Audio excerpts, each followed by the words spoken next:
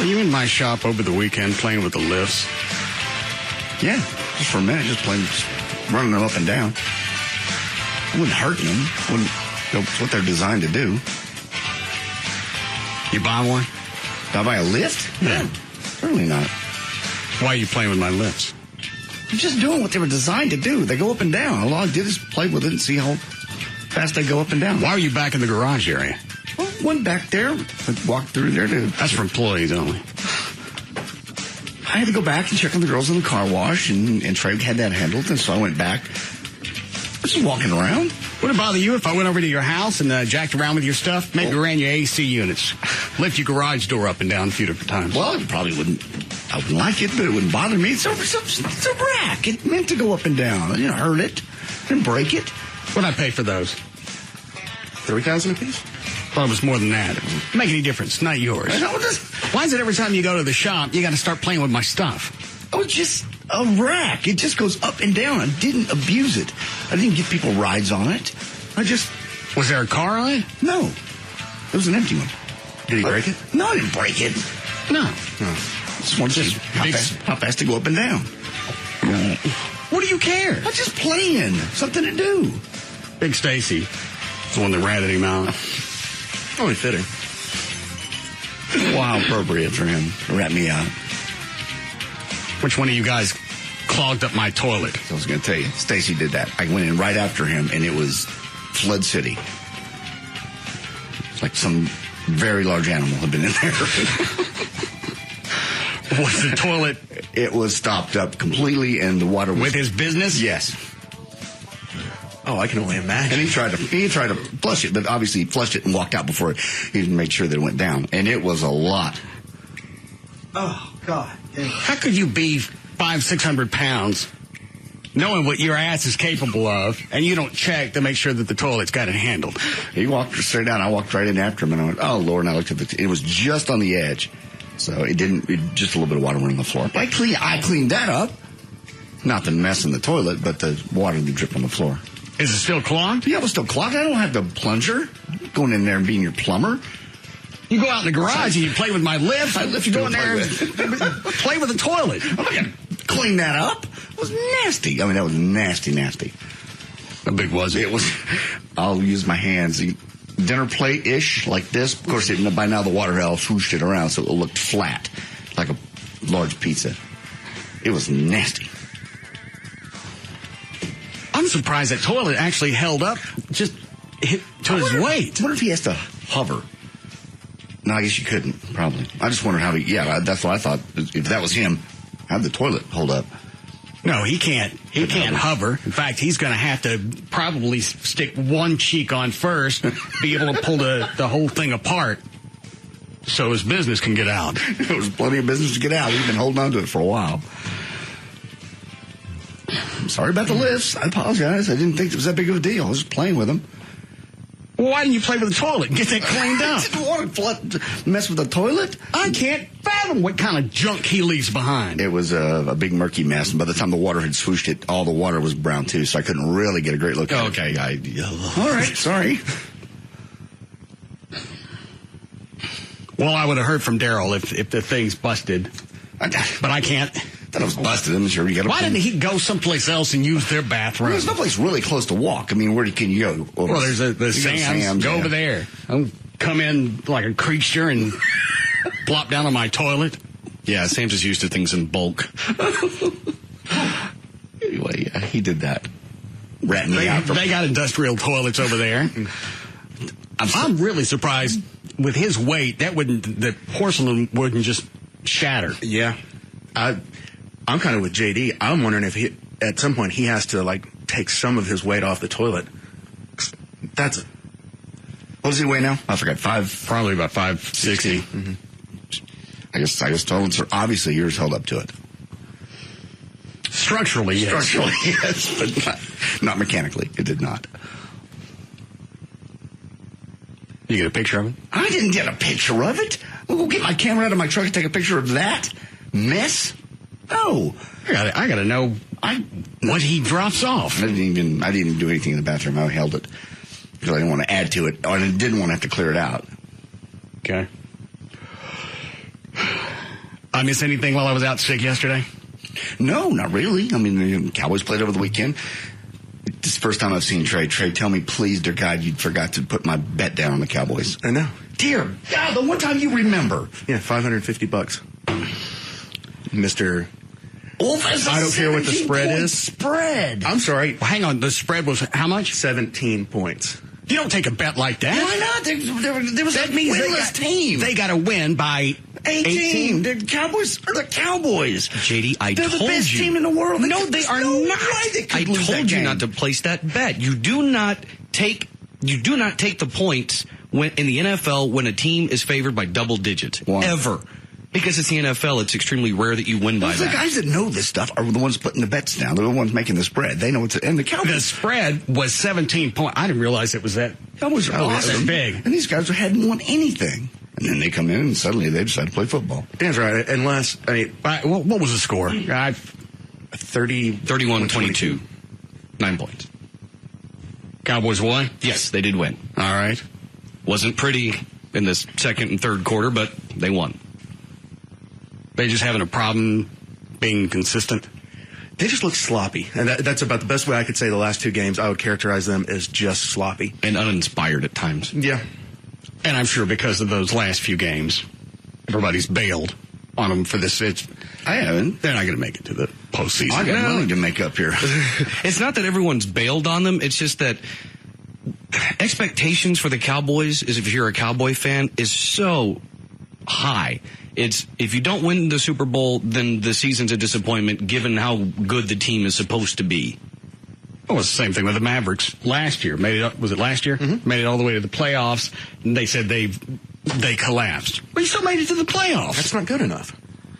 And it's just, in this day and age, the money Cuban, Jerry Jones puts into these teams, it's not good enough. I mean, the Cowboys need to win a playoff game this year. I mean, Dan's right. If they don't go to the Super Bowl, people are probably going to say it was an unsuccessful season. But at least if they win a playoff game, they've gotten over that hump.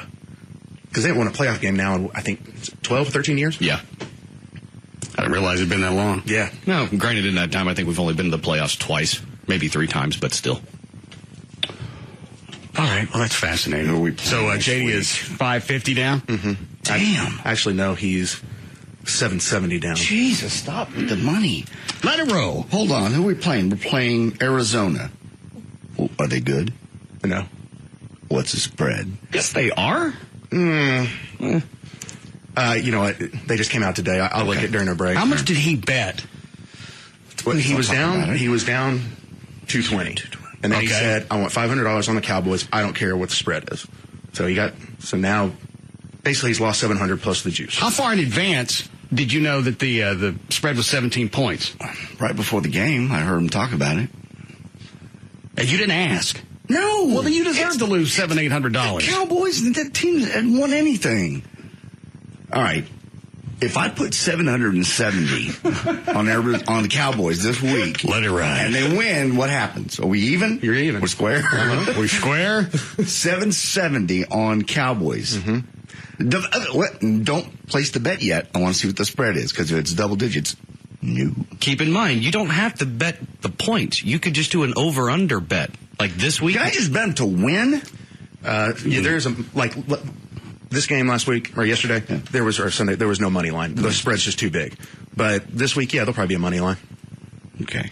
But then again, it'll be like, I'll say, Cowboys minus 250. So you're betting. Dude, you got the gambling monkey in my back. I got to get even. This is crazy. And that's how it starts. Then I'll quit. No, I walk away. I believe I went through this before. Yep.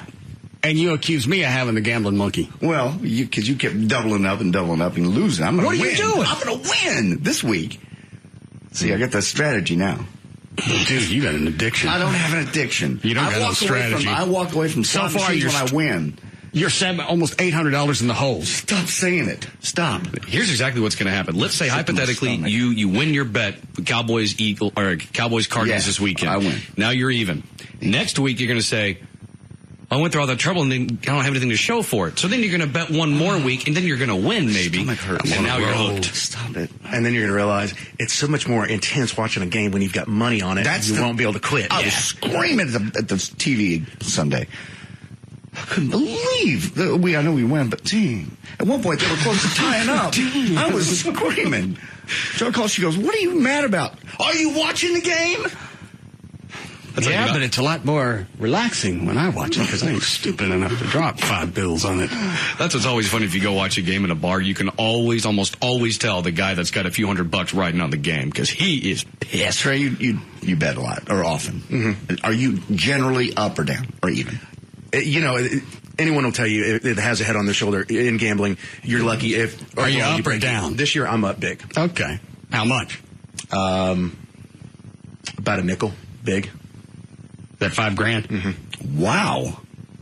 Really? I've been on. I honestly, and it'll come to a screeching halt. I have picked games just so well, and it's just lucky. Do you bet Texas OU? I'll have to, just because I can't help myself. I'm a Longhorn homer. I have to put a bet on it. But when was the last time Texas won? 04 or maybe 05. I guess 05. Doesn't sound like a wise bet. Oh, it's not. Especially, but you're not going to bet against your alma mater. I can't. Then why just not bet? Because I can't go to Texas OU and not have something on the game. It's just I won't. You mean besides pride? Yeah. Well, I think OU's going to. I think OU's going to hang 50 on Texas. Oh. I mean, smart money. I think you bet OU. Hang 50. Score 50. I think Texas is overranked at number 5. I think OU is probably the best team in the nation, and I think they're going to stomp our ass. Okay. Anything else before we get to news? I'm just recovering from $800. You bet a game with a spread is 17. It's the Cowboys. You don't take 17 on anything. You don't take 17 on anything. These guys have, somebody could get hurt. That's too big. We got a deep, I know it's gambling, team. but that's too big of a gamble. We got a deep team. If somebody gets hurt, we got people to back them up. What if Romo gets hurt? Yeah, who's the backup for Romo? It's Brad Johnson. Are you going to depend on Brad Johnson? He's an actor. Oh, the other one. Who's Brad Johnson? Oh, he's been in a bunch of movies. He actually lives in Denton. He was in Always and a bunch of films. That's a backup for Romo? No, it's a different one. Let's talk about a career shift. Done with acting. Yeah, we have one email to get to here. What? Hey, Russ, Jagger was talking his usual liberal crap again until somebody suggested that he should debate Trey. Can you please debate him and put his bleeding heart in place? He gets passionate about this, too. Jagger? Oh, yeah, about Obama. Oh, my Lord. I walked by his office. He's got the sticker in his car, and I walked by the office one day, and he was just railing about Obama. Raving or railing on him? Raving about him and railing on the fact that he's just going to stomp McCain in the ground. They're still pretty close in the polls. I think Obama's got a slight lead. A bit of a lead, yeah. In the recent polls. So he doesn't like McCain at all? No. I actually pulled some audio from Jagger's show, them talking about wanting to debate Trey. Someone had called in and suggested it. All right. It's on my flash drive. It's just labeled debate, Jagger versus Trey. I got it. Alex, you're on Live 105.3. Hey, I have a suggestion for you guys, because you guys are really left-wing, and the people from the Russ Martin Show tend to be leaning towards the right a little. Why don't you do a presidential debate with, Trey? He knows everything there is to know about McCain. What was that slam tends to? Well, compared to him, we're way out there right wing. But I think I'm probably just slightly right of center. I agree. You right? Yeah, I'd say that. I totally agree. But if you're a left wing homo, no, I wasn't going to say that. But yeah, if you're way out there on the left wing, which he is, you're going to think we're rednecks, right wing. Okay, that's fair analysis. He thinks he does. He thinks he does. Every time I hear him argue, I so just want to hit him. He hasn't met someone as well spoken as I. I want to put you and Trey together. That's what I'm thinking. A good promotional opportunity for you. The Russ Martin Show presidential debate at Duke's in Bedford. No. We give away copies of the new Santa Salem Now on stage. Thank you. Yes. That's a great idea. What the hell is there to debate? I don't know what any of his views are. Again, I know what one of them is. What? No, we'll find out more tonight with the big debate with Tom Brokaw. Oh, God, I can't wait. Brokaw's the moderator? Yeah, Brokaw's the moderator tonight. But I don't know what I'm looking forward to most. Him talking or those guys talking? Get my popcorn ready. Yeah. But I don't know how much talking he's going to do, being it's a town hall format and the questions are going to be from the audience. Well, they got a better shot at answering them. That's probably what they thought the whole election. Whoever sets up the debates, they thought, okay, we have to give Brokaw one. Let's give him the town hall one where he talks less. Says hello and goodbye. That's well, if they're going to, obviously, the economy is going to be in play, but foreign relations will probably be part of this. Oh, no. Absolutely. Which means Brokaw is out. Are we in any trouble with Fallujah right now? I'm sure. I don't want any question from Fallujah. Sit in the room. My Brokaw almost sounds like Imus now. No. You just need to refresh it a little bit. Hang on. Where is it? Good evening from the NBC studios in, where the hell is it? New York. I haven't done this in so long. New York. New York. Yes. I'm Tom Brokaw. Missiles coming at us from all points of the planet, but first, birthdays. How happy the news would be if they just open up like we do with the birthday. It's just a happy thought. All right. We have time for news? Yes. Okay. Anybody see Boston Legal last night? No. No, I did not. No, it's... I didn't know it was on. I just happened to flip up and the DVR had grabbed it. Yeah, they're moving it to Monday night. It's thrown me off. Was it good? What was it about? Denny's on his way to his car in a parking garage. Okay. Mugger comes up, shoves a .45 in his face. Ooh. Denny shoots him in both feet. Oh, my God. Does he really? And he's actually kind of dicky leading up. He gives him his wallet and his watch. And then he shoots him actually in the kneecap and in both feet. Oh, my God. And he's giddy about it? Oh, yeah. I think I'd be a little upset if I actually had to shoot somebody, but I wouldn't be giddy. I think you'd be giddy if you won the gunfight. Yeah. Afterwards, you'd be like, you started it. Well, yeah, you got to... Well, you didn't kill the guy. You got to... No. But you got to... I think it was a .45 shoved in his face. And Yeah. finally, he just pulls the hammer back on it. That's when Denny decides to let him have it in the knees. The feet. Then he gets arrested. They arrested Denny later for carrying a concealed weapon without a permit. And does he get in trouble for it, or He goes to trial. he gets off? I don't know. Do you want to know? Yeah. Yeah, he gets off. Okay, cool. But he's actually trying to get convicted, so they'll take this to the Supreme Court. Oh. And they let him off. He got pissy. He got pissy because he got off. Yeah. They found him innocent, and he stood up, and he went, "We want an appeal." You don't appeal an acquittal. That's classic Boston legal writing right there. Let's see. Somebody sent me this. What did I do with it? Sent me a link over the weekend. Oh, I lost it. It's here it is. It's a fire department. I don't know how old this story is, but I think that, well, let me just play it. Well, there is an urgent need for firefighters in the West to battle about 24 major wildfires. The DenverChannel.com reports many of the new recruits are Hispanics who speak only Spanish.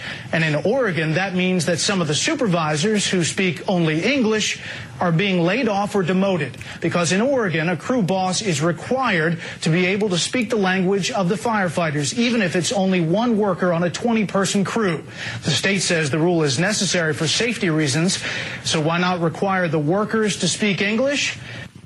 They didn't have a good answer for that. I guess not. That's The state has no clear answer on that. It's beyond belief that you would fire somebody because they don't speak the language. Just not of our country.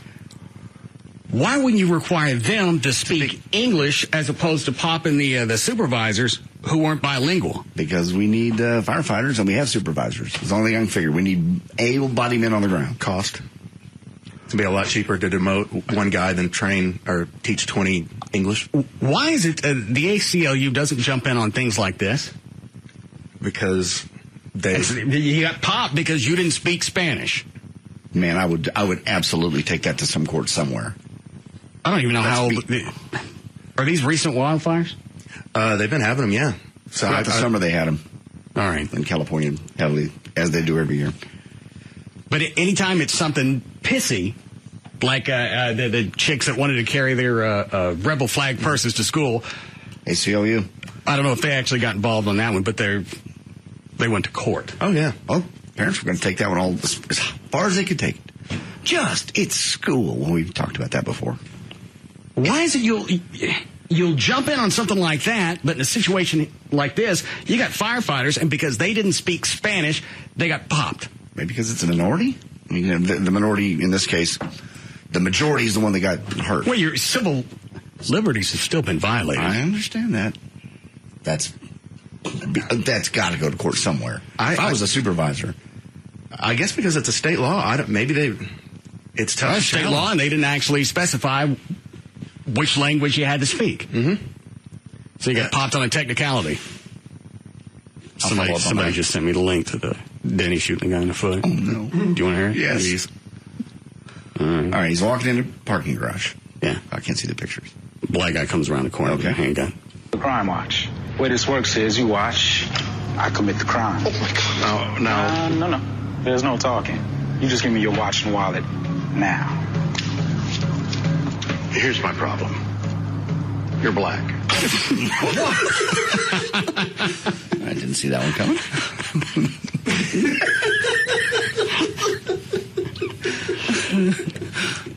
I'm still shocked. The series tanks in the I think the maybe top the overnight 20. Rating. Yeah, that is amazing. It's great writing. Every time I've seen it, I've watched it till the end. Mr. Crane! What? I'm Denny Crane. I'm a big shot. So am I.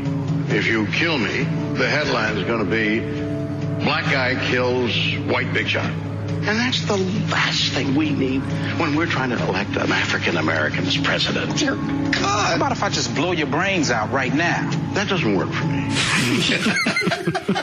Oh, to be this collected if somebody's got a gun in your puss. Work for you? Please. Hey. All right. All right. Hands him his watch. Okay. Watch. Wallet. Gun. Knee. Right foot. Left foot.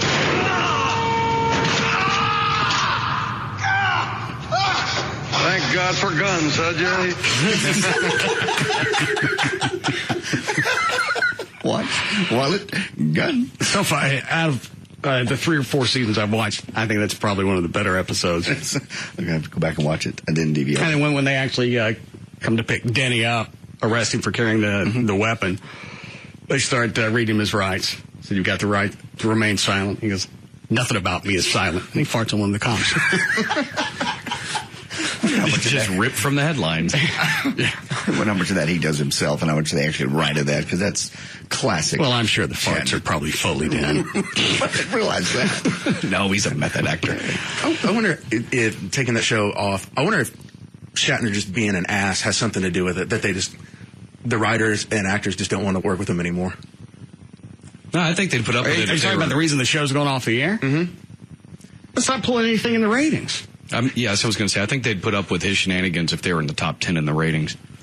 Yeah, but I don't think anything with good writing, except for CSI, is it makes the top 20. I was when it was a guy that was here Friday. Tom Wilson? Yeah, he was on an episode of Boston Legal. Said, are you shocked that you got who wants to who's smarter than a fifth grader? Yeah, all the reality That's in the shows. top 10. Boston Legal's in the 20s or 30s. The dancing He didn't shows. really seem to care. I think he just wanted the gig. I believe you're I got right. to play something other than Biff. Well, I think he mentioned it right before he left. He said that, you know, shows like CSI, Law and Order, those are the ones that are so successful because for whatever reason, the masses want the blood, the guts, the gore, and the days of like high drama Really legal smart shows are just kind of going to the I wayside. wouldn't even call Boston Legal smart because I get all of it. It's still clever. It's the higher brow dramas that I don't get, I won't watch. It's written really well. But I wouldn't call it, if you got Denny Crane farting on cops, I wouldn't call that highbrow. You're right. That's not really smart as much as it is clever. All right. We need a break? Yes. All right. We'll be back.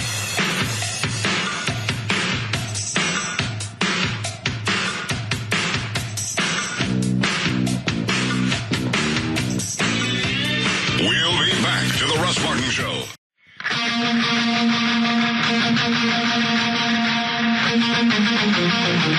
We're back to the Russ Martin Show.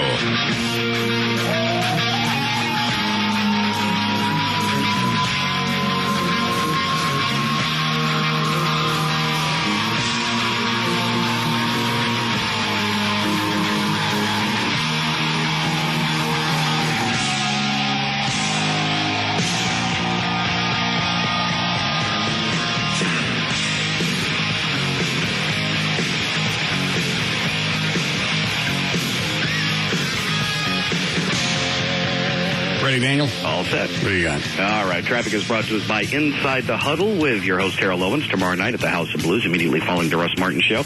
Right now in Dallas, 635 eastbound at Preston Road, you have a disabled vehicle on the right shoulder. Hopefully not slowing things down too much, but it is 635. In Dallas, I-20 westbound at CF Hahn, of course, 175. The two left lanes are closed, of course, due to a car fire.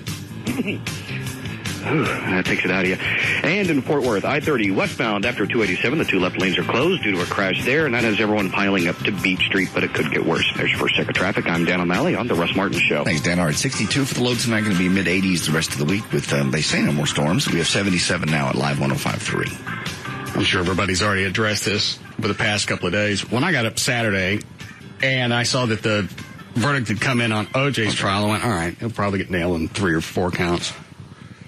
They just didn't stop. No, I haven't. I guess it was the foreman of the jury who reads off the verdicts. Couldn't have just got up and said, all right, we got him on all of them. She's going to read each and every one. Well, I think legally you have to, yeah. 117 is her reading all the things, and his reaction was just so classic. It's like, well, there's one. Maybe I can get out. There's 2. Okay. I just couldn't believe because. Well, sure. Throw number 12 in there. I think I got an email. God, it was like 1:30 in the morning when, all of a sudden, breaking news. I'm like, what are they doing this late? But I guess they just wanted to push it through. Which guy? 117. All right. District Court, Clark County, Nevada. The state of Nevada plaintiff versus Orenthal James Simpson, defendant. Case number C237890, Department 5. Verdict. We, the jury in the above entitled case, find the defendant, Orenthal James Simpson, as follows. Count 1, conspiracy to commit a crime. Guilty. Count 2, conspiracy to commit kidnapping. Guilty. Count 3, conspiracy to commit robbery. Guilty. Count 4, burglary while in possession of a deadly weapon. Guilty of burglary while in possession of a deadly weapon. Count 5, first... Maybe I'll get off on some of these, surely. Man, this is like a penitentiary scratch-off. Big winner. Degree kidnapping with use of a deadly weapon. Bruce Froman, guilty of first-degree kidnapping with use of a deadly weapon. Count 6, first-degree kidnapping with use of a deadly weapon. Alfred Beardsley, guilty of first-degree kidnapping with use of a deadly weapon. Count 7, robbery with use of a deadly weapon. Bruce Froman, guilty of robbery with use of a deadly weapon. Count 8, robbery with use of a deadly weapon. Alfred Beardsley, guilty of robbery with use of a deadly weapon. Count 9, assault with a deadly weapon. Bruce. I get it, stop! Hang on, I gotta go back to the printer and get the rest of these verdicts. Need more toner. Guilty of assault with a deadly weapon. Count 10, assault with a deadly weapon. Alfred Beardsley, guilty of assault with a deadly weapon. Count 11, coercion with use of a deadly weapon. Bruce Froman, alternative to count 5, guilty of coercion with use of a deadly weapon. Count 12, coercion with use of a deadly weapon. Alfred Beardsley, alternative to count 6, guilty of coercion with use of a deadly weapon. What is it? I heard this on Saturday, and they even convicted him on the alternate charges. Like, the backup charges to the earlier ones is like, man, we're going to snag him on those as well. I mean, I guess that's what you're supposed to do if you find the higher charge guilty. Obviously, you're guilty of the lower one. Yeah, but it's just like, we can toss these aside because it really doesn't matter. But And I'm sorry, but they did it Friday. Yes, that's Oh, they did what? Just because it was 13 years to the day he was found not guilty of the murders. Okay. This third day of October 2008, juror number 3, foreperson. Ladies and gentlemen of the jury, are those your verdicts as read? So say you one, so say you all, as to defendant Orenthal James Simpson. Hell yes! Yeah. Thank you, Mr. Simpson. Have a seat. Have a seat for a very long time. No.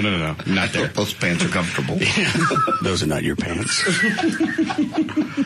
I'm still astounded. I've had a couple of days to process it. You got off murdering 2 people. Yep. You go in and to try and get your football cards back, and you go to prison for life. Forever. It's just, I couldn't believe it though. When somebody told me Saturday, I went, you're kidding me, right? Yeah, you've missed something. The jury's come in, but 12 is ridiculous. No, all of them. So I had to go and look it up on the web. It's like, man. Yeah, I really thought there'd be one person on there to hang the jury. They'll get 5 to life, right? He'll at least get 5 years. I think there's more than, I want to say, I think it's 15. One of them's mandatory 10, 15 years. I think the kidnapping with armed. Oh, when they go to sentencing, they'll just pull him up in front of the judge and they'll go, forever. Sit down. Well, when do I get out? We'll let you know. In the meantime, it's TFN. You're locked up till further notice. We can count that high. Do we need to read this again to you? Yeah, we already had to order new ink for clickinks.com. They can give you your damn charges. The Goldmans are just doing backflips. I mean, it's the wrong crime, but it's still... Well, I think that was actually Fred? Yes. Fred Goldman's comment. They got him guilty. Ain't the right crime, but they still got him. Doesn't matter. He's in jail.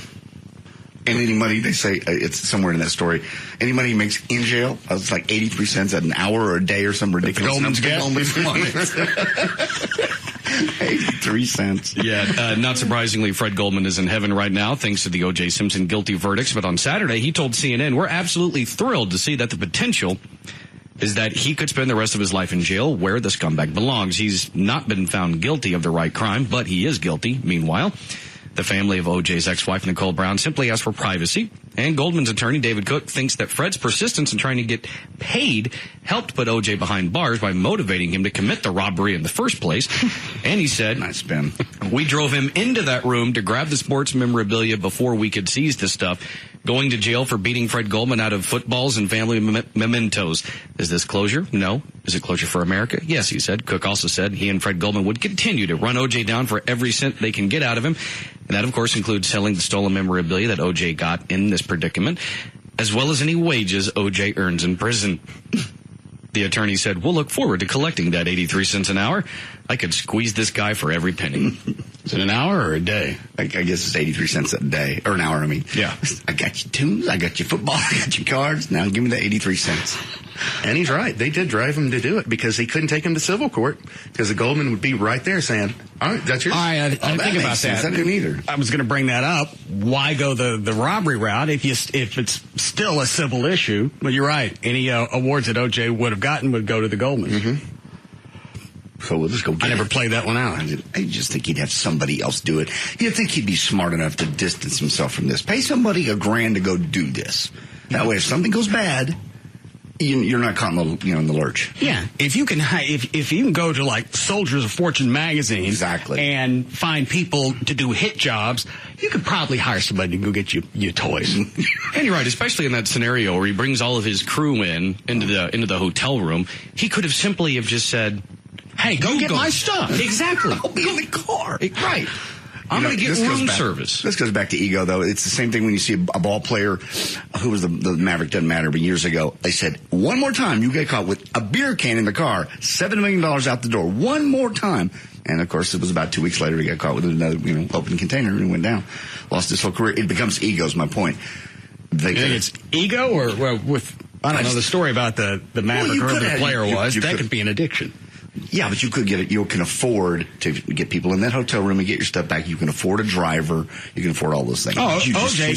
could have subcontracted all of this under the table. That way, if it went teats up, you could distance yourself from it. Now, you're going to be the big guy, the most visible person you could get to go into a hotel room and commit a crime. Can't walk into the lobby with that 800 people going, that's OJ. Right there, see him? Yeah. Hey, he skated a double murder. Hey, I'm sure in the back of his mind, this is nothing. Who's going to convict me on this? Well, one of the stories, I think Dan has it, is OJ was, rumor had it that he was planning a acquittal party. Yeah. Which he missed. They had no-showed. The Las Vegas Review-Journal says that O.J. was so sure he would skate on this latest round of charges that he had already planned his acquittal celebration. Wrong dude. O.J.'s buddy Thomas Riccio did an interview on a local radio station on Friday before the verdict was read.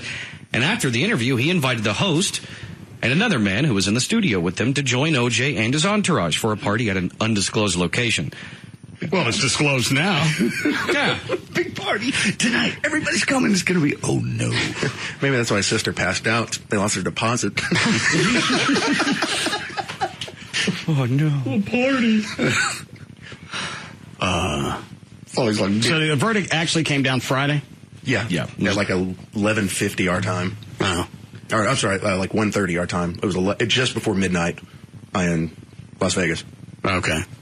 Because that was the first thing I saw on the news when I got up Saturday. And I just watched all of it. This chick is going to cut him a break on one of these counts, not one. And Dan's right. I didn't notice the alternate charges that they also pegged him on. And parking tickets and you didn't. And for being a general douche. What was I going to say?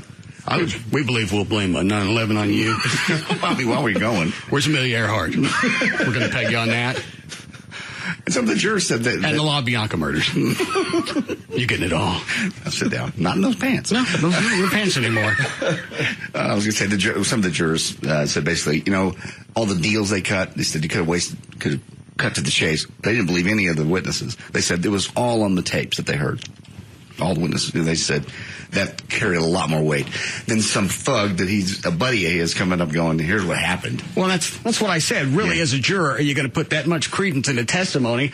A bunch of cretins, And you would almost wish, if you're a member of that jury, and you know that none of you give a damn about these other witnesses testifying because they're evidence, whatever.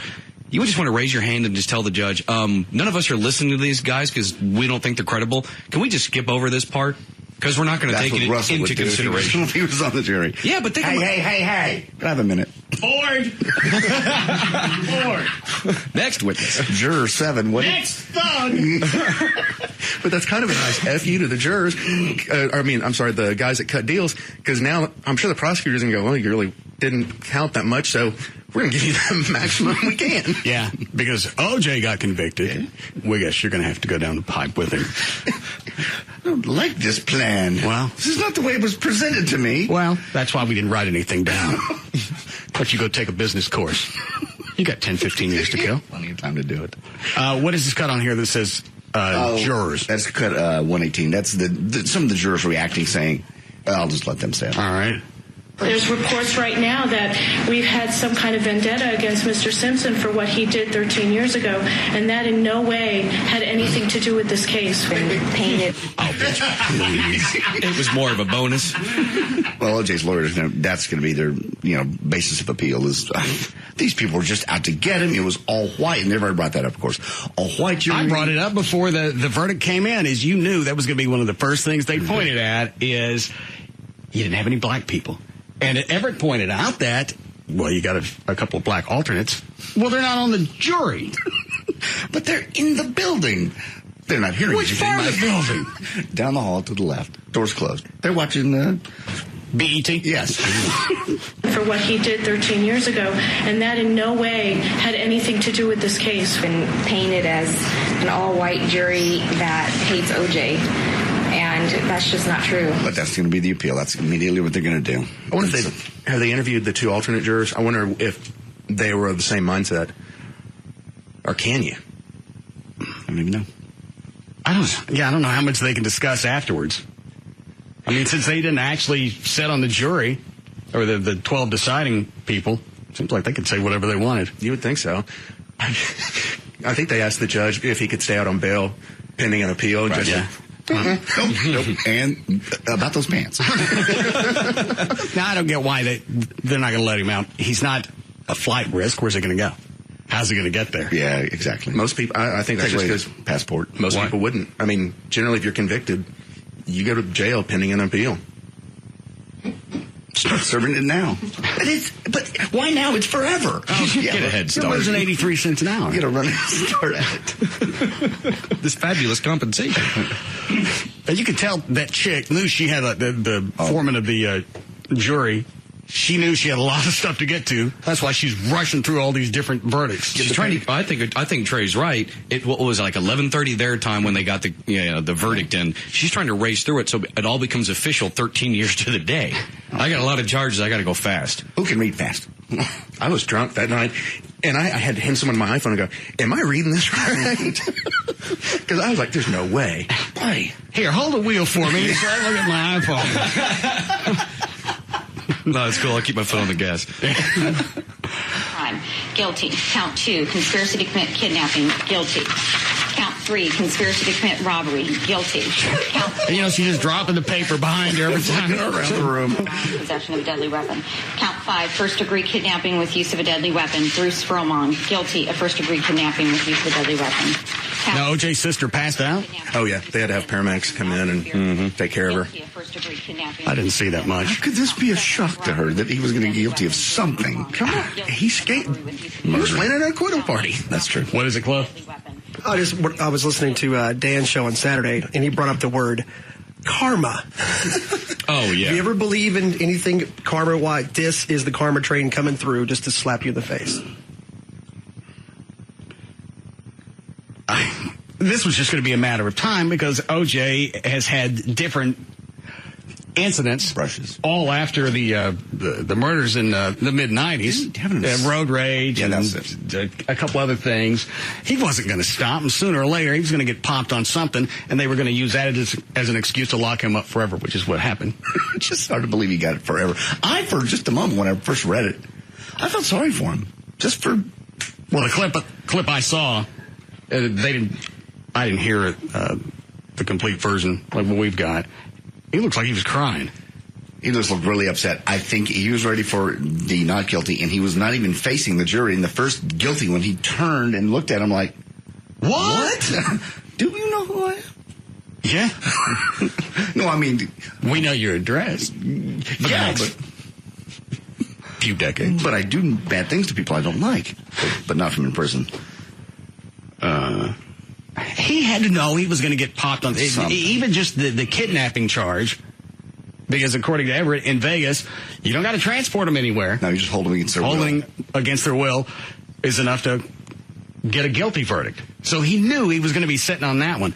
The rest of them, I don't know how he thought he was going to. He knew he was going to be locked up for a period of time. Apparently not. He had a party scheduled. I mean, again, we go back to the ego thing. It's just so big. You just say, listen, I'm going to walk this. I want to walk this. Period. And you had no defense. You had no reason to go that route. No. It was a civil matter, and they tried to focus on the civil aspect at the beginning of the trial. No matter who owned this, it was of no consequence who owned the stuff. Nobody could prove it on either side. That's a civil matter. Go to civil court. Did anybody bring that up at some point and go, why are we discussing this? This is really not what we're talking about. Did he go to a hotel room? Did he get his stuff, and were there weapons? Those are your 3 questions. And that's why I couldn't sit on a jury. No. Because none of that would have been pertinent. And that's going to be in any jury you sit on. You wouldn't have the patience. You would be the one screaming in the background. Or that's not pertinent. Juror 7, you're really not allowed to speak. I'm bored. You're not allowed to tell us that. I'm going to go sleep. This trial. I want to take any of those, Alfie. Guy in line 3. All right. Yes, Will. I was just saying that apparently just before they read his verdicts, they read the verdicts of one of the co-defendants, so he knew, and that guy got found guilty on all counts as well. Oh, so that's really when his demeanor changed, and they talked about he just kind of looked very contemptuous at the jury after that. That's what what changed that look. Was like, oh man, here it comes. Maybe they got it out of the system. With the first guy. All right, thanks. I forgot about his co-defendant. I think most people did, because I did when reading the story on Saturday. It's a secondary line. Well, because you forget about the guy, but then if you really think of it, that's an even bigger middle finger to OJ. It's like, we're going to do you last. Yeah. We're going to let you know what's coming by reading your buddy's stuff first. Maybe they're bored with that. Maybe they ran out of a guilty stamp. Got no more ink. So I'm going to guess his co-defendant got hit with the exact same results that OJ got. Exactly. He was hit with the exact same 12 charges. Well, then that's a finger in the hole. Both of them guilty, every single count, including the alternates. Including the ones we didn't have to convict you on. We just did. All right. How long before we need a break? Oh, all right. Anything to kill a minute? Yes. I want you to do. Russ, I love when you did the CBS Roundtable. I was thinking about this a couple weeks ago with Jody, Dean, Ernie, and Jay. I thought you said you were going to do it again. What's up? Oh, my. That was fun. It was a really, really... I just didn't give a date. Okay. Plus, that was Gavin's idea. I know, but it worked out well. It was fun to do. I don't remember. Did I enjoy it? Yeah. All right. You had a really good time.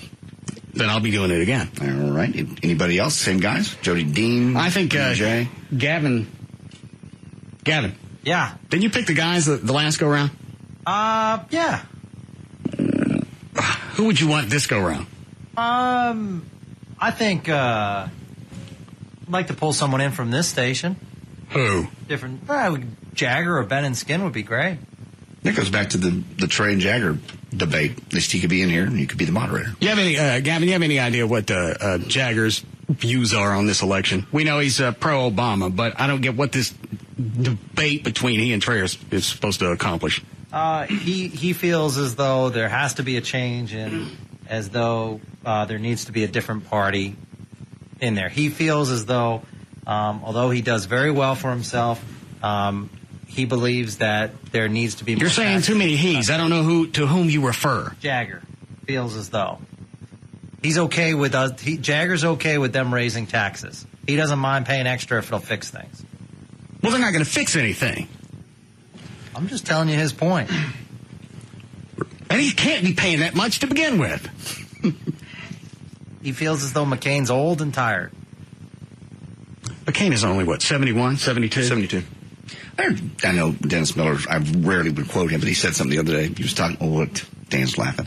He said, he goes, talking about McCain, here's a man who gave 5 years of his life for our country. I'm willing to give him 4. I know that's so simplistic, but... Just because you were a POW doesn't mean you're going to have the credentials to run the country. A lot of people were POWs that certainly could run the country, but I just think overall he's a better candidate, in my opinion, but I'm not willing to debate. If I was shoved in a corner and I had to pick one just to get out, I'd probably have to go with McCain. I don't like the fact that Palin's on his coattail. You don't like her at all? Is it just I don't like the fact, I can't stand the voice. But she's not, and if something happens to McCain, she's not going to have the experience to be able to pull this out. I agree with that, but again, she's surrounded with people that McCain picked by hand, so she's not going to screw anything up either. Trey, doesn't Jagger's argument fall apart with where the economy is now? Because it's not just the Republican administration. We had a Congress that was run by the Democratic Party. Absolutely. I mean, the last 2 years when you've seen a massive slide, it's been under Democratic control. And as I've said, everyone has a hand in this, and it goes back to Clinton. The American dream of home ownership got way out of control. So, hold on. What is line 3? I got a break. He says he heard something on Lycus last night. Yes, Chad. Hey, buddy, what are you doing? I got a break. Just reminded me.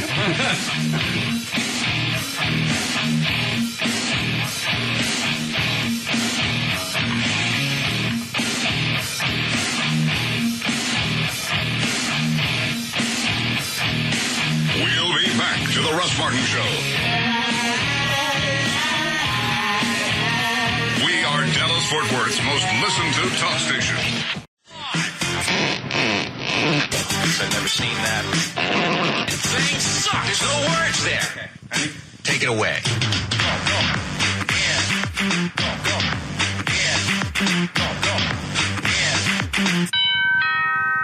My God. We'll do it live. Go. Yeah. Go. Russ Martin. We'll do it live.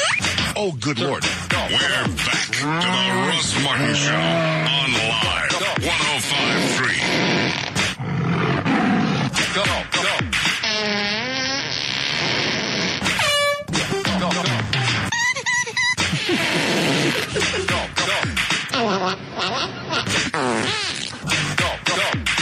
I don't think I've ever gotten this far on this clip.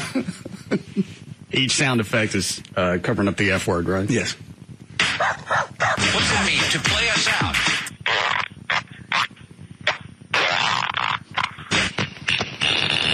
To end the show? Yeah. It is amazing how much O'Reilly's age. I was trying to think during that dead air how long it was from that fit. How long ago that was? Was it 12 years? Yeah, I was going to say 10 or 12. Oh, it looks more like 20 something. Oh, yeah. Well, he's gotten gray and a little heavier. Well, he's angry. Yeah, that's going to show eventually. Has he always been like this? Because I've never. Well, I don't think that's probably not the only fit that we caught. Oh, look, we happen to be rolling tape the one day that Bill has a fit. One day Bill was cranky. Now he just does it. I mean, that's part of his show. I mean, he just has screaming matches with his guest. Yeah, he called that. Was that fat guy that looks like he got pushed downstairs? Barney Frank. Yeah. He's calling him a coward this past, last week. You're a coward! You call me a coward. You're like screaming at Winnie the Pooh. That was, but I didn't know if he was like that all the time. I don't listen to him. Where was that original clip of O'Reilly freaking out? Do you have that, Trey? I don't know if I have the edited one. I know I have the unedited one. Yeah, I can't play that one. Yeah. Bill O'Reilly mix. No, we don't have it. All right. Ready for news, Dan? Sure. Okay. 4:30, Dan O'Malley's here with news. Thank you, Russ. Tuesday, October 7th, 2008. Birthdays today. Beautiful porn actress Brie Olson turns 22. She, of course, from fine films, including Diary of a Nanny 4, Grand Theft Anal 10, and, of course, the much lauded Tinker with My Stinker.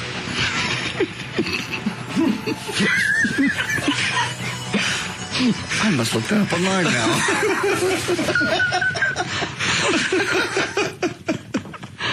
I want that job. I just want to name porn films. Yeah, a lot of them are creative. And if you think about it, it's not far off from what you, Russ, do anyway. Because it's dancing around the things you can't say on the radio. And in this case, it's like Tinker with My Stinker. Sounds like something you would actually say. I may do it later. Birthdays also today. Simon Cowell from American Idol turns 49. Tony Braxton turns 42. John Mellencamp turns 57. Joy Behar from The View turns 66. God. I hate to say this, but she looks pretty good for 66. I don't think that's right. It can't be right. She's got to be, that's 56? Possibly? Nah, I don't know. Maybe. Just good genes. Yeah. God, she was obnoxious. She didn't get a chance to talk that much. Okay. I've actually started... I know this sounds queer, but I've started watching The View. Sound bites? Just to be irritated. Why? God knows there's plenty of things to irritate you. Hasselbeck has turned in... Yeah, I know what you're going to say. To a larger gash than she was. I watched part of it yesterday. Yeah, she's just really...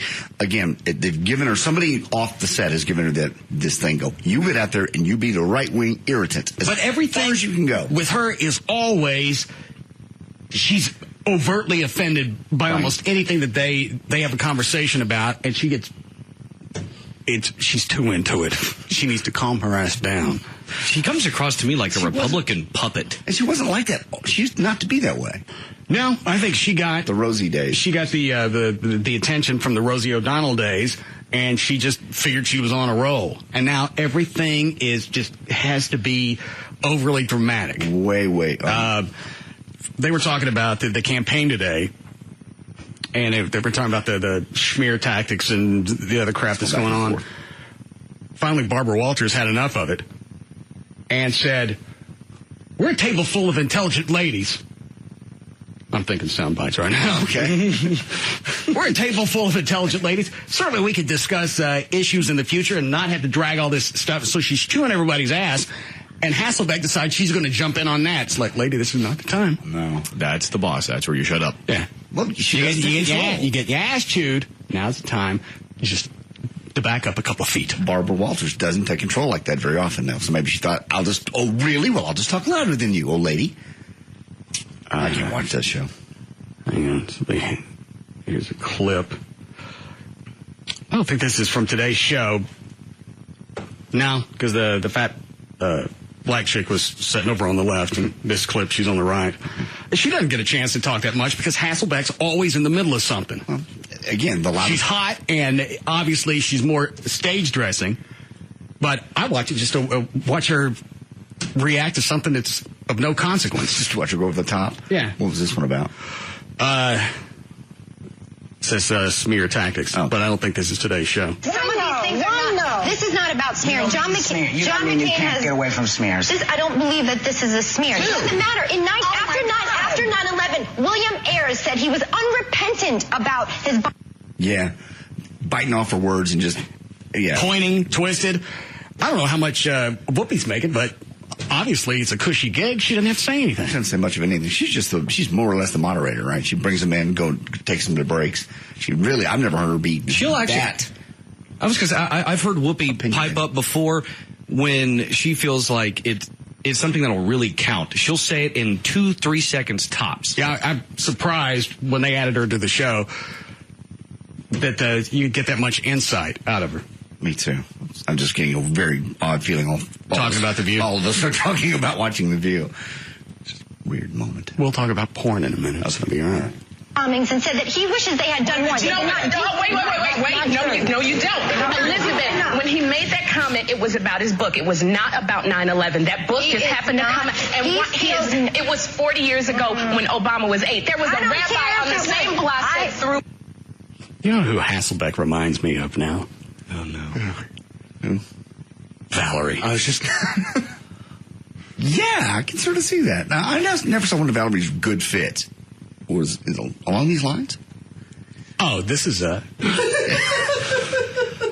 that's Tea Party. Oh, this doesn't make you want to duck for cover. This is a good day. So, Trey, you've seen Valerie's film? I saw there. Was it the McNeil one? Oh, yeah. I miss everything. I miss all the good stuff. No, trust me, you didn't want to be here because I hadn't seen one. I'd only heard the legend from Russ, and Trey and I were standing in the hall, and we heard it start in McNeil's office, and then we hid in the other studio. Grown men. Closed the door and blocked it. Yes. Oh, barricaded. You can make sport of them if you wish. But if you've never seen one of Valerie's fits, she weighs 104 pounds. It's concentrated form. Valerie is evil, non-dilutive. She's tang. Do you remember Joy beating your ass a couple weeks ago? Yeah. Okay. Take that by 100, and then you get a Valerie fit. How could that little girl be that scary? It's evil, not from concentrated. I just never saw it, and I can't believe all the times I've been around all you guys, I've never seen one of the good fits. And you lost the audio of the only one you had. Yeah, I gave that to McNeil, and I said, if I ever decide I want Valerie to come back on the show, because you get past things, you get mad, and then you let things go. I went, play this audio for me. And I think McNeil lost it. Wasn't there a time she was coming after you and Brad in the other studio and the other station, and you guys actually were afraid? Yeah, she was in the newsroom. She got pissed off during one of the arguments. She jumps up. Well, okay, she's gone for the day. Over. She leaves the newsroom. Brad and I continue on. The studio door opens up.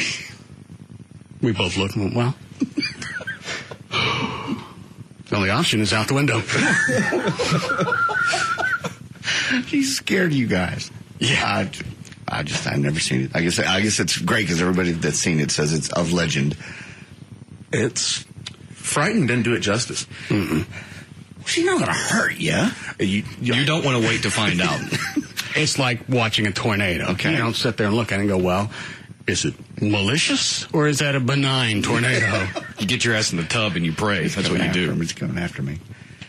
Can I just ask you a question? Doesn't it bother you with everything that's going on in this country that either side is going back to smearing?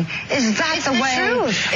The man is losing. The man is losing, and he's pulling. All right, I think where they are here, they're talking about Obama's alleged association with some Muslim. No, William Ayers. He's one of the original, I guess you call him a domestic terrorist.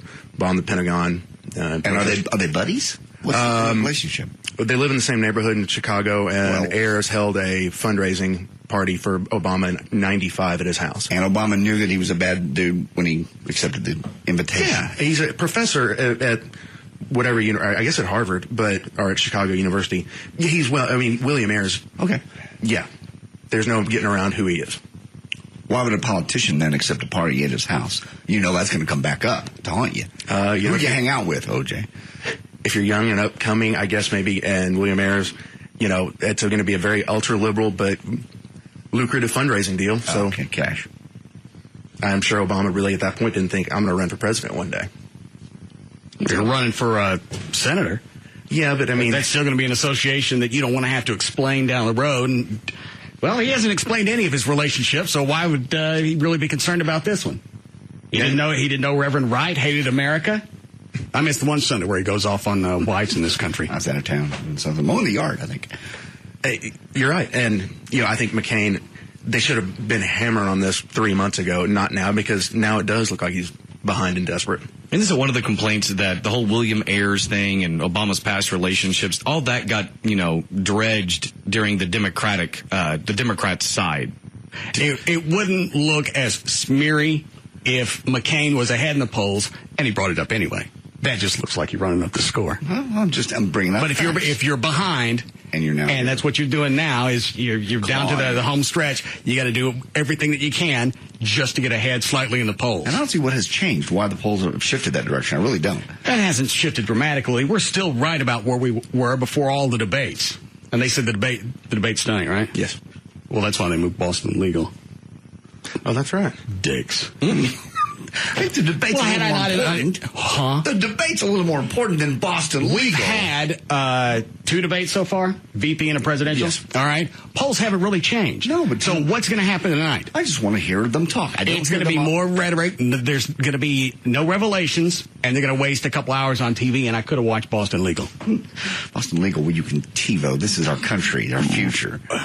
And what's going to change if I watch it or I don't watch it? Nothing's going to change. I just want to see it. I think America wants to see it. I believe the VP debate was one of the highest rated shows of the week. Oh, I think they said it exponentially drew more viewers than the presidential debate. I think it was 18 million more viewers. Everybody expected to be a Saturday Night Live type show. It was a letdown. Let's see where the rest of this view thing goes. Garbage that didn't work for Clinton, it's not going to work for him. It doesn't matter if he wants to hide all of his radical connections. This is it's a minute clip.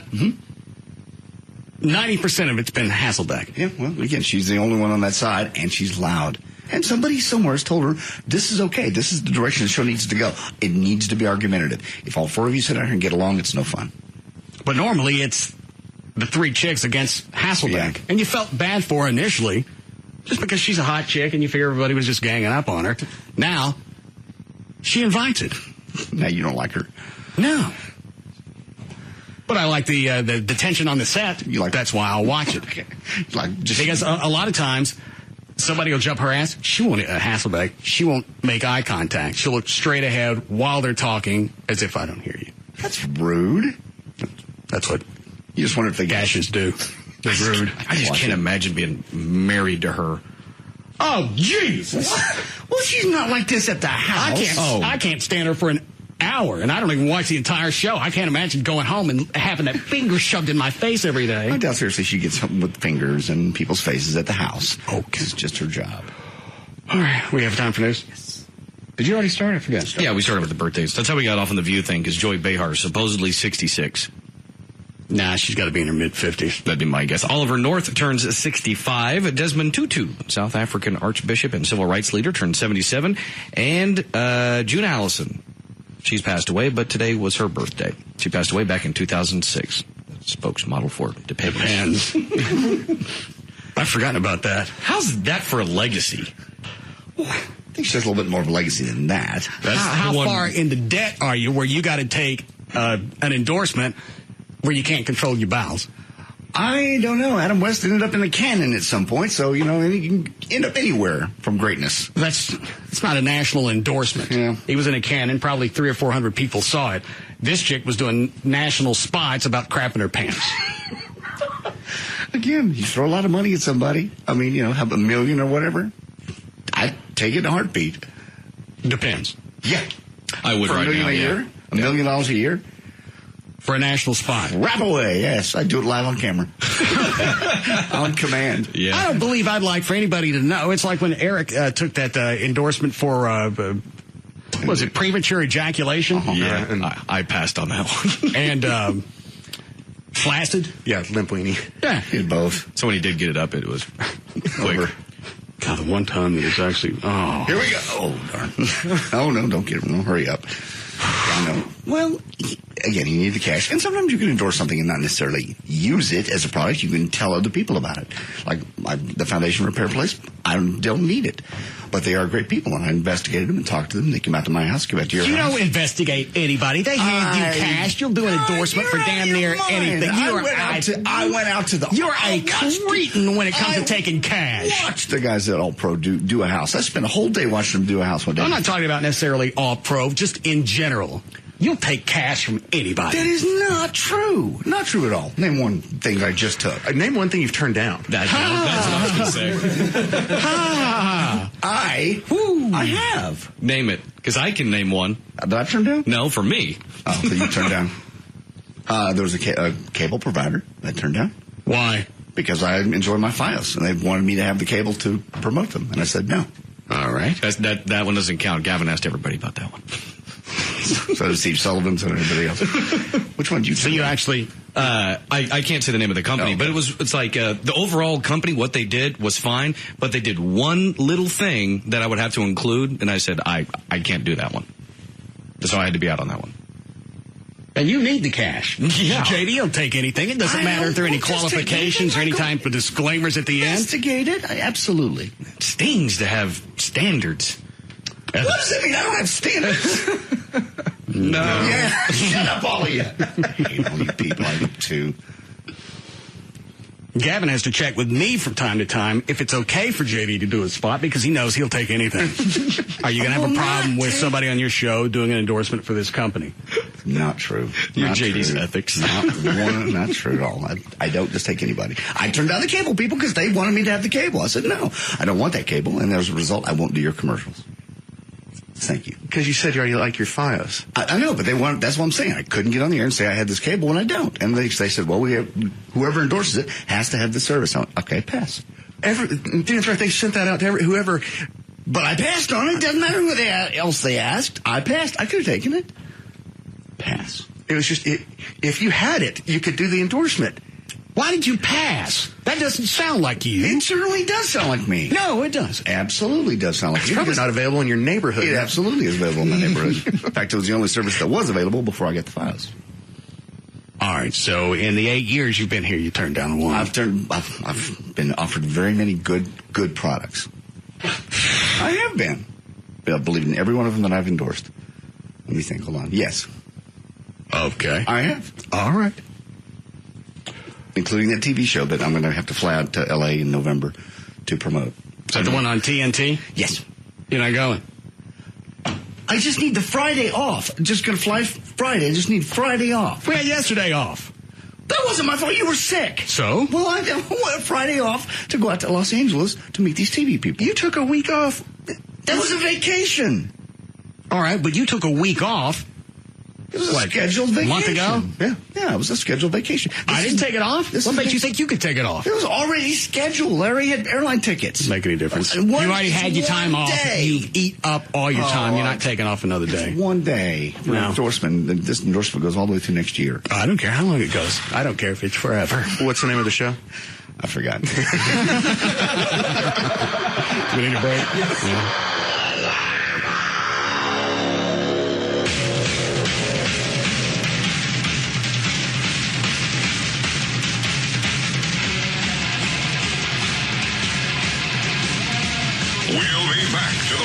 Martin Show.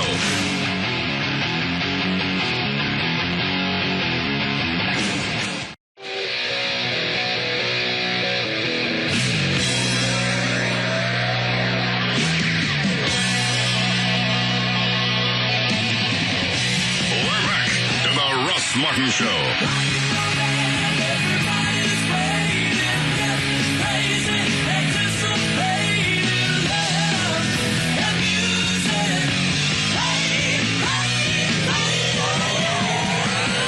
All right, Daniel, what do you got? All right. Actually, it's not even 5 o'clock yet, and it's already getting ugly out there in Dallas. 75 northbound at Northwest Highway. That accident has actually been cleared, but traffic is still unwinding down to Live Oak. Also, Dallas, 75 southbound at Park Lane. You have an accident blocking the right lane. That has everyone stacked up to Royal. Dallas again, 635 eastbound at Park Central. You have a disabled vehicle blocking the left lane. And over in Fort Worth, 30 westbound before Cooks Lane, you have an accident that's actually blocking the right lane, and that has you backed up to East Chase. And 2 problems in Allen. 1, 75 northbound at Exchange Parkway, an accident on the right shoulder that everyone's slowing down to take a look at. And also 75 southbound at Bethany Road, a disabled vehicle in the carpool lane, and that has everyone piled up to McDermott. There's your check of traffic. I'm Dan O'Malley on the Russ Martin Show. Thanks, Dan. 62 for the low tonight. Sunshine the rest of the week. Mid-80s will be the high. We're at 78 to now at Live 105.3. Why do they always think that's the lane to go to when you've got mechanical problems on the freeway? Look at the HOV lane. Maybe they're just trying to get off the freeway, and that's as far as they got. I don't know.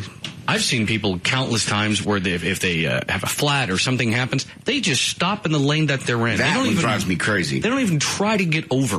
Car's broken down. Where am I going to go?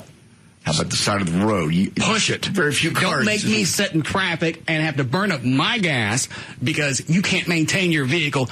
Get it out of the way. Maybe you just ran out of gas. Something bad happened. I saw a hell of a wreck. In the lane. I saw a hell of a wreck Saturday night. My girlfriend and I did on our way up to Louisville for the skating party. A guy in a white truck was swerving all over the road. It's like 8:30, and this guy just had to be insanely drunk. I ain't pointing fingers. Well, he's on 635, letting everyone share in it. He's riding our ass. We get over to the far right lane. Now he's riding in the right center lane, someone else's ass. He swerves over into the middle lane, starts speeding up, almost swerves into the car next to him, and then he overcorrects across 3 lanes of traffic into the center median. I don't know how he kept from flipping over the thing and going into oncoming traffic. So he didn't hit anybody else? Nope.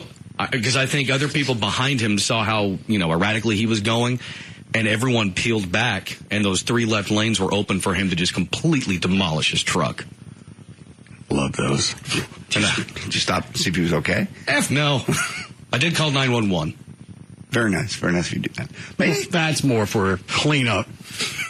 Did the guy look like he might have gotten hurt? I hope so.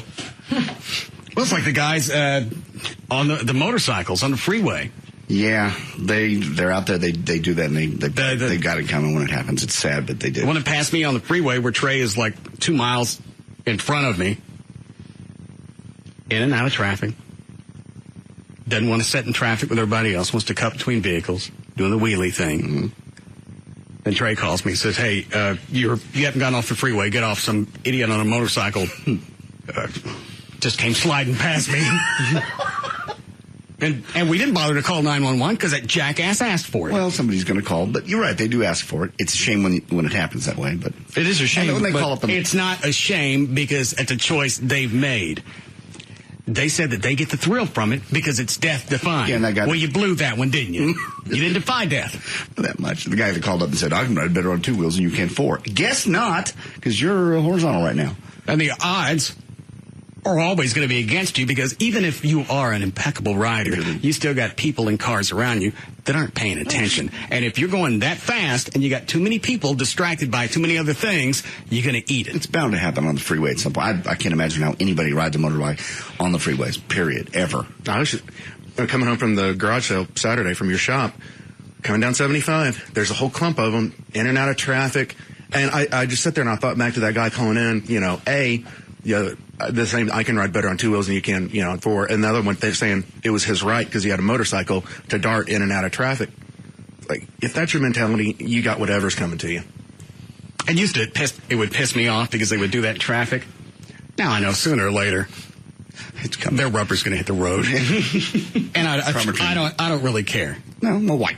You can't care about Especially if they're doing it to show off or piss people off. I'm not giving in. And I had one try and pass me on the right, and there was a car in that lane, and I could see him coming. Yeah. I just closed that gap up. You're an offensive driver, yes? I've ridden with you. You're an offensive driver. I just didn't want him on the road. Well, and if something happened and he scared the driver on the right and they freak out and they plow into me, then I'm going to eat it. So I just closed up the hole so he can get in. That's offensive driving. That's being ugly just to get. I've seen you do it. If I could have gotten over to the passenger side and just hung my arms out the door, I would have done that. Just clothesline him as he goes back. We've all had fantasies of it, don't we? It's the mentality of they want to show off, and because I'm on a bike, I don't have to sit in traffic with the rest of you guys. I'll just pass between these two cars. That's their thing. That's their sport. And they're having fun. They think they're as good at it as anybody, and it's never going to happen to them. Okay. You ready to pick up news? Sure. All right. Did you do illegal? 503, Dan O'Malley's here with news. Thank you, Russ.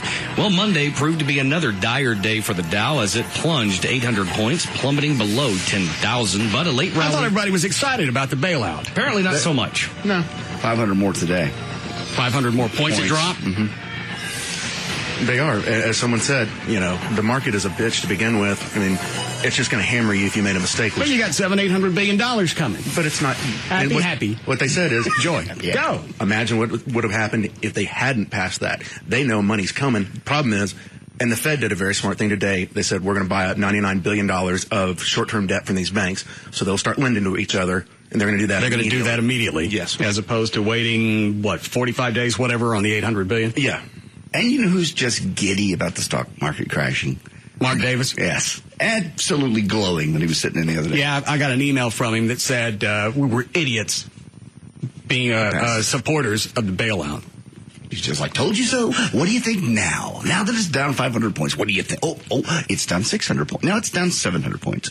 And he was just like, I told you. Why would he be giddy? A bad idea is a bad idea. He's got to have investments in some of this stuff. I'm sure he does, but he's the one that said, this will not help. It's too little, too late. It will not help. Well, here's the thing. Didn't really cost us anything. The country, shelled out $800 billion. Biden got a payment coupon from the government and said, hey, we need your part. So what do I care? It's money I'm not spending it. I'm not going to have to pay extra for it. What do I care? You obviously don't care. Your money's all safe and equal. Nobody's going to have to pay for it. Your taxes aren't going to go up because of this. You're not going to get a little voucher in the mail that says we're going to need your portion of the $800 billion. Here's your part. Tuesday's fine with us. So whether they spend it or they didn't, it's not going to affect anybody in what they're paying. I guess I'm just surprised that the markets are this skittish. And it's all over the world. It's not just here. And did Mark Davis actually say what would happen? Doesn't matter. If we didn't do the bailout like he said we shouldn't. Bad idea's a bad idea. No, he didn't. In the email, he didn't go into detail. He just said, it's a bad idea. Good Lord. Well, and that's my problem, is the people like Mark Davis, and maybe he said it on his show, the people that are saying, the bailout thing's a terrible idea, it's not going to work. Okay, so what's the alternative? You let everything equalize itself. The market almost always adjusts. It probably just would have taken a lot longer. You'd have it'd probably taken a hell of a lot longer because you'd have companies start to fold because nobody could. There's no flow of cash going back and forth. So it was going to get a lot worse before it started to equalize. It just seems to be kind of street-level mentality. It's these CEOs with these multi-million-dollar, salaries. They're the ones walking away from this and they're sticking us with it. I don't want to give them a dime. What was the insurance company that went belly up? AIG. They had congressional hearings today. They're all up in their ass. Oh, yeah. And I think the story came out yesterday or today. What's the company again? AIG. Yeah. They had, company retreats. Spending $400,000 or $500,000 on hotels. Yeah, and this was after the government agreed to give them some money. Right. Oh, that looks great. And that goes right back to the fact that everybody sees that and they go, why would we give you a dime? You're walking away with millions. You've misspent everything we've touched. Well, that's why you have to promise a criminal investigation to follow this. That way, a lot of these jackasses get nailed. You bet the former CEO of, what is it, Lehman Brothers?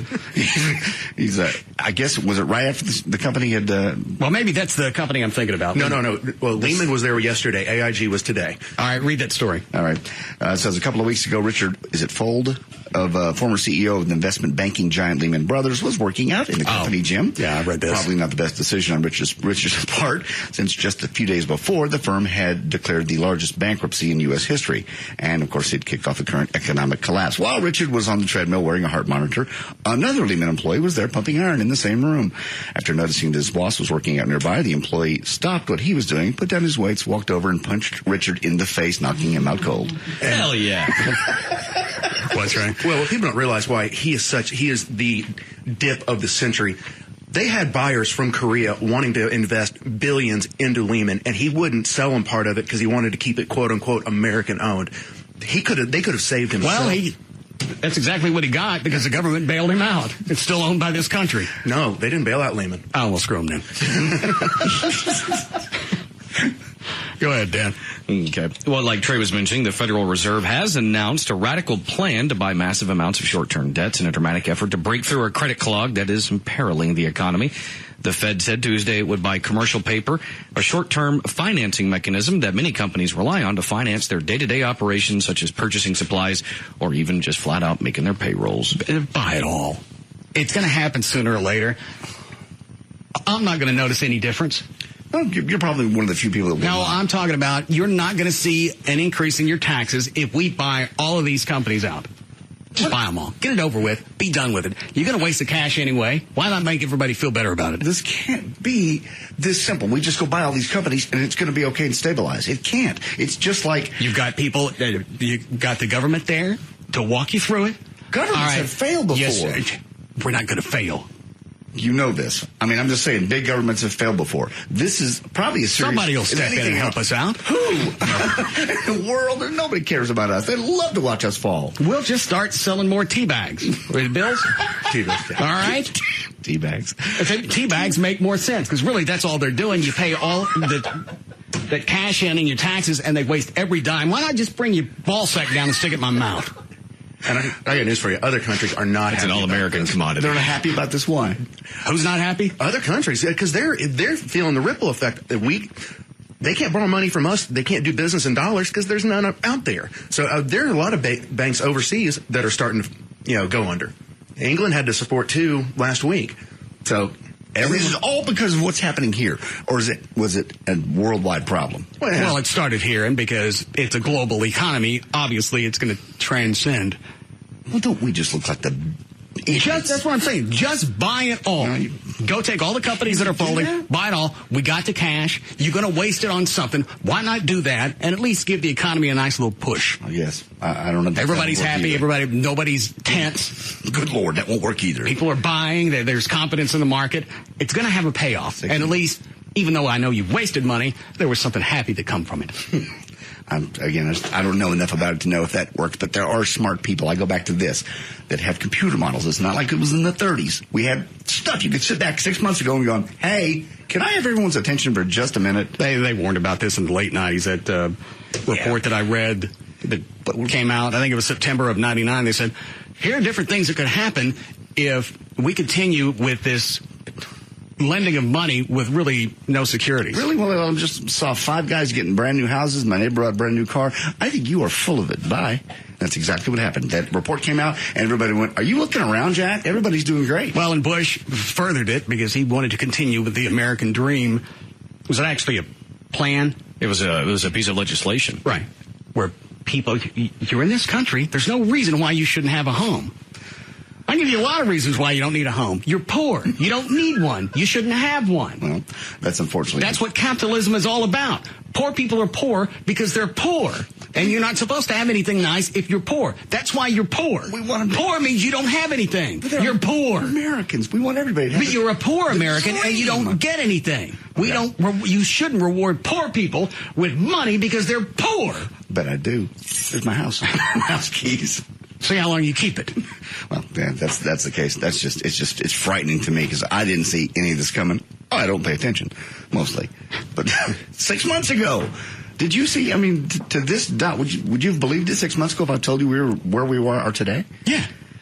Not because I'm following the news. I just know that we're always just we're tinkering on the verge of a great big cluster F. That's you. You both and that's exactly the way that we operate. When you have the oil prices going up just based on speculation, nothing's happened. Gasoline goes up when it's already in the ground, it's already been purchased, and you go out there and you raise the prices while I'm watching you. How dare you? Please do it in the middle of the night like they used to. And it's dropped down now to what? Oil? Was it dropped down to a barrel? I believe it was last time I saw it today was $88 a barrel. How come it ain't dropped at the pumps? It has. I saw it for $3.35 at a racetrack. Yeah, that's nice. I drove by one place. I won't say the name of the company, but all of their stations, I don't think they've come down 1 penny. Because like you said, because up at the shop Saturday, I saw like a quick trip and a racetrack for like $3.35, $3.39. I head back down towards Dallas. Maybe it's a city thing. There's one station, $3.69. Caddy corner to that, it's a 7-Eleven. It was like 15 cents cheaper. It's like, how can you do that? Because you were on the freeway. Because it's a free market and we can. And it's a convenient location. Hey, we're on the freeway. You out of gas? Oh, look at that. Oh, well, look what we have, what you need. We have a lot of it. Oh, it's $4.20 a gallon. There's a reason you have a lot of it, because no one's dumb enough to buy it. Now, how much do you actually have in your car so we can decide, because we're speculating. Well, how big is that tank, sir? I'm out right now. I've got about 2 gallons. Well, I've speculated that you probably need it more than what I'm actually charging, so we're going to be going up. If you wait 5 minutes, let me get the dude with the sign and the little letter changer thingy. In fact, if you don't mind, because we're really busy, would you take these prices out there and change it for me? Do it yourself. And then go get a switch to beat yourself with. All right, go ahead, Dan. A new national poll suggests Barack Obama is widening his lead over John McCain in the race for the White House. The CNN opinion research poll out Monday suggests that the country's financial crisis, record low approval ratings for President Bush, and a drop in the public's perception of McCain's running mate could be contributing to Obama's gains. I agree with that last part. 53% of likely voters questioned in the poll said they are backing Obama for president, with 45% supporting McCain. Only 24% of those polled approve of Bush's job as president, an all-time low for a CNN survey. This is going back to the bailout. Instead of actually going in and helping the companies that screwed up, why don't you just go to all the people who are losing their homes because they got jacked around, pay off their mortgage? Well, that way they get to keep their home. The people that screwed them around still have to face everything else, but you got your loan paid off. That's the American dream. Go ahead and buy the damned house. You say that actually was on the table at one time? Yeah, because they wanted to change the bankruptcy laws, where a bankruptcy judge could actually basically reduce your mortgage and interest rate and make it more affordable so that people could get caught up and stay in their homes. That happened yesterday. One of the major banks did some kind of thing where they're going to make mortgages easier countrywide and reset it. Yeah, all right. Yes. I mean, just buy the houses out. Don't give the companies anything. Hey, but just reassess it instead of an arm. Make it something fixed and make it something everybody can pay. Say, oh, how much you got? What can you afford this month? Give us that. We're easy. We like to get along. They don't want the houses back. I don't believe them. This is not. Yeah, banks aren't in the real estate business, and they don't want to be, because if they are, it's bad. All right. Actually, I have that countrywide story. Facing a lawsuit over deceptive mortgage practices, Bank of America Corp has agreed to modify tens of thousands of loans to keep people in 11 states from losing theirs. And buy my house while you're at it. Pay off my mortgage. No, you're not in default. I can be. You didn't get in a bad mortgage. You were in a bad situation. We didn't loan you more money than you have. I could be in a bad way. No, you aren't, though. We have your bank records. We know exactly how well you're doing. Well, if you're going to step out of line, if you're going to bail other people out, help a brother. We're not helping the people that are owning these mansions. No. Well, why is it I'm being penalized? Because I'm actually holding up to all my terms, my promises. These people, just like taxes, these people, they need it. They need the help. You don't. So I'm going to be punished for actually doing what I said I was going to do, and I pay the bank. You're not being punished. These people are just being helped, just like the big companies. Buy my house. Tight. Get out of line. No. You're not getting any. Put your hand down. Put it down. I got Batmobiles out of gas. We'll take one of those. No. All right. You're not getting anything. You got a crime spree. Don't fire up that searchlight. Ain't coming. At least pay for the crime fighters' gas. I still wish you'd done that when that car chase was going through your city. Just got the Batmobile out. Just parked it on the bridge. God, that would have been classic television. That was a hard one to fight off because I'm watching the police chase on television, and it looks like they were going to come. They were coming out 114 right by your place. I can go out there. I can just sometimes I just cruise. I don't have to reason to be out. I just drive down to the service road and wait for them to come by and then hop in line. The Batmobile. I think being in line would have been a problem, but just parking on the bridge would have been hilarious. The bridge or even on the shoulder. And it doesn't have to be like a staged thing. You just make it look like, oops, I got a flat. Right. With that light flashing and the bat emblem. Right here and over the bridge. Oh, look, gorgeous. The guy that's actually running with it go, oh, God, it must be bad. Yeah, if you'd gotten ahead of it and all of a sudden... warrant. They call Batman. As they catch up to you, if you'd been ahead of it and all of a sudden the Batmobile just comes into the shot. TV goes, what is that? Oh, no. I was out one time, I don't think I ever mentioned the city, and a cop friend pulled up next to me in a squad car. And we looked at each other. Well, he stomped on it, I stomped on it. We blew a red light. Jesus. First of all, I beat him driving the dog-ass Impalas. What the hell you think you're going to do? But you know, people sitting at the intersection going, I don't know where the hell they're going, but it's got to be God bad. Rarely ever see Batman out. All right, good, man. So anyway, borrowers stuck with mortgages they can't afford could see their interest rates reduced or have the loan principal cut. Some might qualify for having to pay nothing but interest for a decade. People who can't afford to keep their homes with such changes will be able to get help moving to a new home. And Bank of America estimates that up to 30,000 Texas homeowners will qualify for the loan modification program. Can you sign up online? You're not going to get it. On my ass. They're going to look at your bank and say, no, you don't need it. You're paying your mortgage. You get a lot of cash in the bank. Take it out. Out of line. I'm taking it Put out. Put your hand down.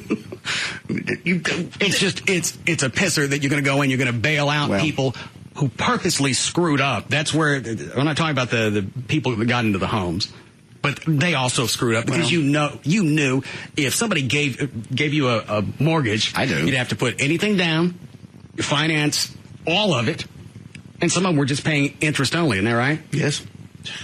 No securities, nothing to come back to me as the homeowner in case I default short of taking the house. Some of those people knew they shouldn't be in houses. You're just bailing out a bunch of people that asked for this. It's a bright Why not send me a couple of dollars for being a stand-up guy and helping earn some of $800 billion? We're helping a bunch of suckers. To help the people that need it. It's that bright sunny day mentality. Everything's fine. We're going to get better and we're going to have more money. And this house is just enough. It pushes the budget a little bit, but we'll be okay. Well, and every month, houses and real estate, they always will go up. They always not making any more land. Shut up. You know that, I'm going to be able to make money on this because even if I'm only paying interest, the house is still going to appreciate. And this nice fellow from the bank said it's okay. He's got a tie. Of course, his tie was over most of the contract. Right down here at the tip. Don't look at that. No, that's page. Don't look at that page at all. No. How'd you get that tie? Was that out of the 70s? How wide is that thing? But again, you got people that are in the business that said it's okay, and you see your neighbors doing it, and you see it on TV. Well, if it's the people giving you the money, obviously they're nice enough. They're cordial enough. Plus, you had certain congregations that thought Jesus wanted me to have the house.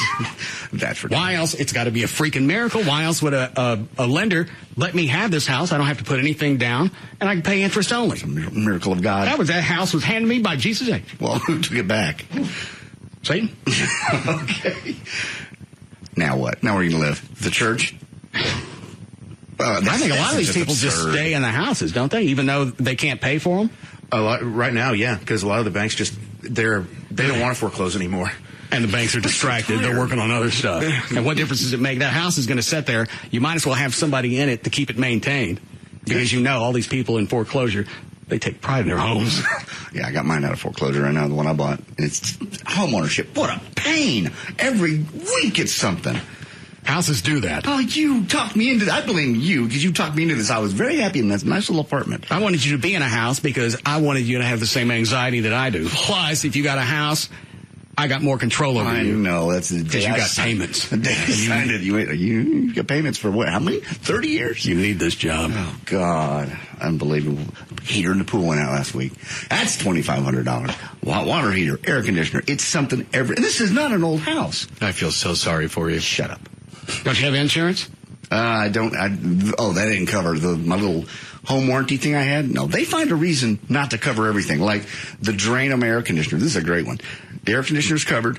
The draining system's covered. So this is a drain that comes out of the air conditioner, was clogged and overflowing. Oh, but not that drain. We don't cover that. We cover the drain on the opposite side of the house. Lady, it's either the air conditioner or it's the plumbing, and both of them are covered. No, I'm sorry, that's not covered because that's a lack of maintenance on my part. I'm supposed to know that you go up in the attic once a year and pour bleach down a pipe. I didn't know that. So now, again, I get to eat that. It's in the $250. That's something every week. Go fry something else in the house and make them pay for it. That way you feel better about it. Even it out. Balance. Oh, they'll find a way not to pay for it. In fact, I talked to one of the repair guys that did come out who was not associated with them. He goes, we don't even work with a lot of those companies. There's a few of them that are reputable, but most of them, they find a way around everything. And if you have 2 water heaters, sorry, we cover one. Yeah. It was in the... And how do you decide which one it is that you guys are going to cover? I'll tell you the way we decide, the one that works. That's exactly almost word for word what the lady said on the phone. Well, we don't cover that one. How do you know which one it is? Because it doesn't work. She didn't say that, but it might as well have. I get so frustrated. I just don't know how, on paper, they justify that. All right, your water heater's covered. I got 2. One of them went out. All right, well, that's too bad. Sorry. But it just says right here, water heater's covered. Is that your main water heater? Well, this is the one that goes to upstairs. Oh, that's not the main one then. The main one's the one that goes to your bathroom. Then you'll get the other one fixed. Number 1 will go out. They go, we just moved coverage because you complained. We don't pay out on anything that doesn't work. As silly as that sounds, that's really the game they play. In fact, they probably should just tell you on the phone, why did you bother to even call me? Yeah, you're really getting on my nerves. You in this house. It's always something with you. We need a break. All right.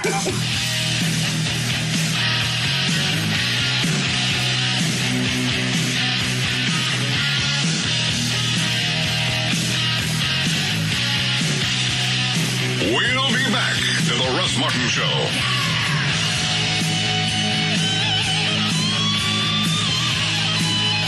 The #1 afternoon show is found right here. The Russ Martin Show.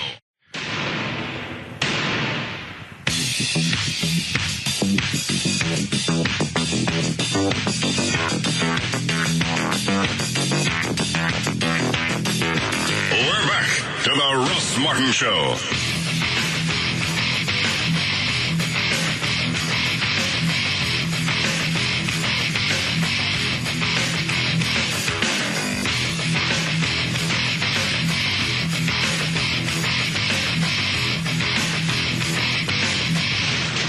When does the movie about George Bush come out? I know it's before the election. The 17th. It's called W, yeah. It's called what? W, based on a true story. Is this Oliver Stone? Yeah. Legally, how did they get away with that? Because all you got to do is put something in there that is based on a true story. That's not what I'm talking about. How do you get to say based on a true story and still have Oliver Stone on the title? Missed your point there. It's actually smart the way they've been marketing it. I've seen a couple of commercials for it. Those that I've seen, they don't say an Oliver Stone film. That would be best. Show the movie. No, because I know it's Oliver Stone, but I wouldn't go see anything he put his name on. And that's why I think they left that part off. Yeah. And had this been a movie based on Obama's life, okay, and they planned a release date right before the election, that wouldn't happen. Oh, they'd be screaming from... Yes, all those parts. One of the trailers for the W movie, it goes, $1 trillion mistake. You know what? It's a little early to sit there and say that.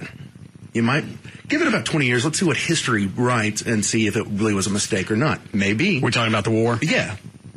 I go back to the fact that, and I've always have been a Bush supporter, he's made a lot of errors, but he's been pushed. He's been given a lot more to handle in 8 years than any president that I'm ever aware of. FDR. As far as war and attacks, well, we know space shuttle crashes and everything else. We know he screwed up different things, and I've never been a fan of his faith-based initiatives. That's always a pisser. Why don't you just give it to groups who don't really have an alliance to any religion that helps everybody? Well, that's going against what he believes in his faith. I mean, that's not as bad as... You can't blame where we are today on George Bush. I knew you'd love to because people hate him. but you just can't base it all. Why can't just one time the Democrats and Republicans go together and go, you know what? We've all screwed up. We got here because the Democrats had a part of it and the Republicans had a part of it. As Americans, we are where we are. That sounds like a question that I would ask, and I'll answer it from Trey's perspective. Okay. You can't. Why? Because if you mention just once you screwed up and took ownership of that, when it's time to run, they're going to plaster that all over the opposing, whoever's running against you. That's going to be their entire campaign. Look, he admitted he screwed up. You want to F up in there? Yeah, and they would twist it instead of you saying we all had a hand in this. They would just slap your face over the entire crisis because you owned it for everybody. They would just say, no, it's him. I guess and it's got to be somebody's fault. Who's the guy that got pushed down looks like he got pushed down the stairs? Barney Frank. Yeah. He's obviously a Democrat. Yes, very. All right. Blaming the Republicans for where we are now. It's got to be somebody's fault. Each side's blaming each other. Somebody had to do something. Charles Schumer, who's the New York senator from New York, along with Hillary Clinton. Oh, it's hot in here. What? He had the balls. He has been railing. This is the Republicans' fault. This is deregulation, everything. You go back and look. He wrote an op-ed piece in the New York Times. With the Wall Street Journal. Editorial. With Michael Bloomberg, mayor of New York City, saying if you don't deregulate Wall Street more, New York will not be the financial capital of the world. It's like, dude, own up to it. They won't. Same people who blocked Fannie Mae and Freddie Mac, the Republicans said, have them sell their mortgage investments. They're really not supposed to be doing that. No. You have to let them do it. That's well, but you still had Bush, who was a big proponent of people living out the American dream and getting into houses they had no business being anywhere near, not even in the neighborhood, and they knew it. Go ahead. I'm done with this. Go ahead, Dan. Okay. On a completely separate note, a Florida inmate backed by members of his faith and the American Civil Liberties Union claims some Duval County corrections officers violated his religious rights by forcing him to cut his hair. How religious are you if you're already a convict? Oh, that part's not against my religion. It's that hair thing. Yeah, it is. A group of Sikhs protested in front of the jail on Sunday saying that was a Sikh. It's Muslim religion. All right. Hierarchy. All right.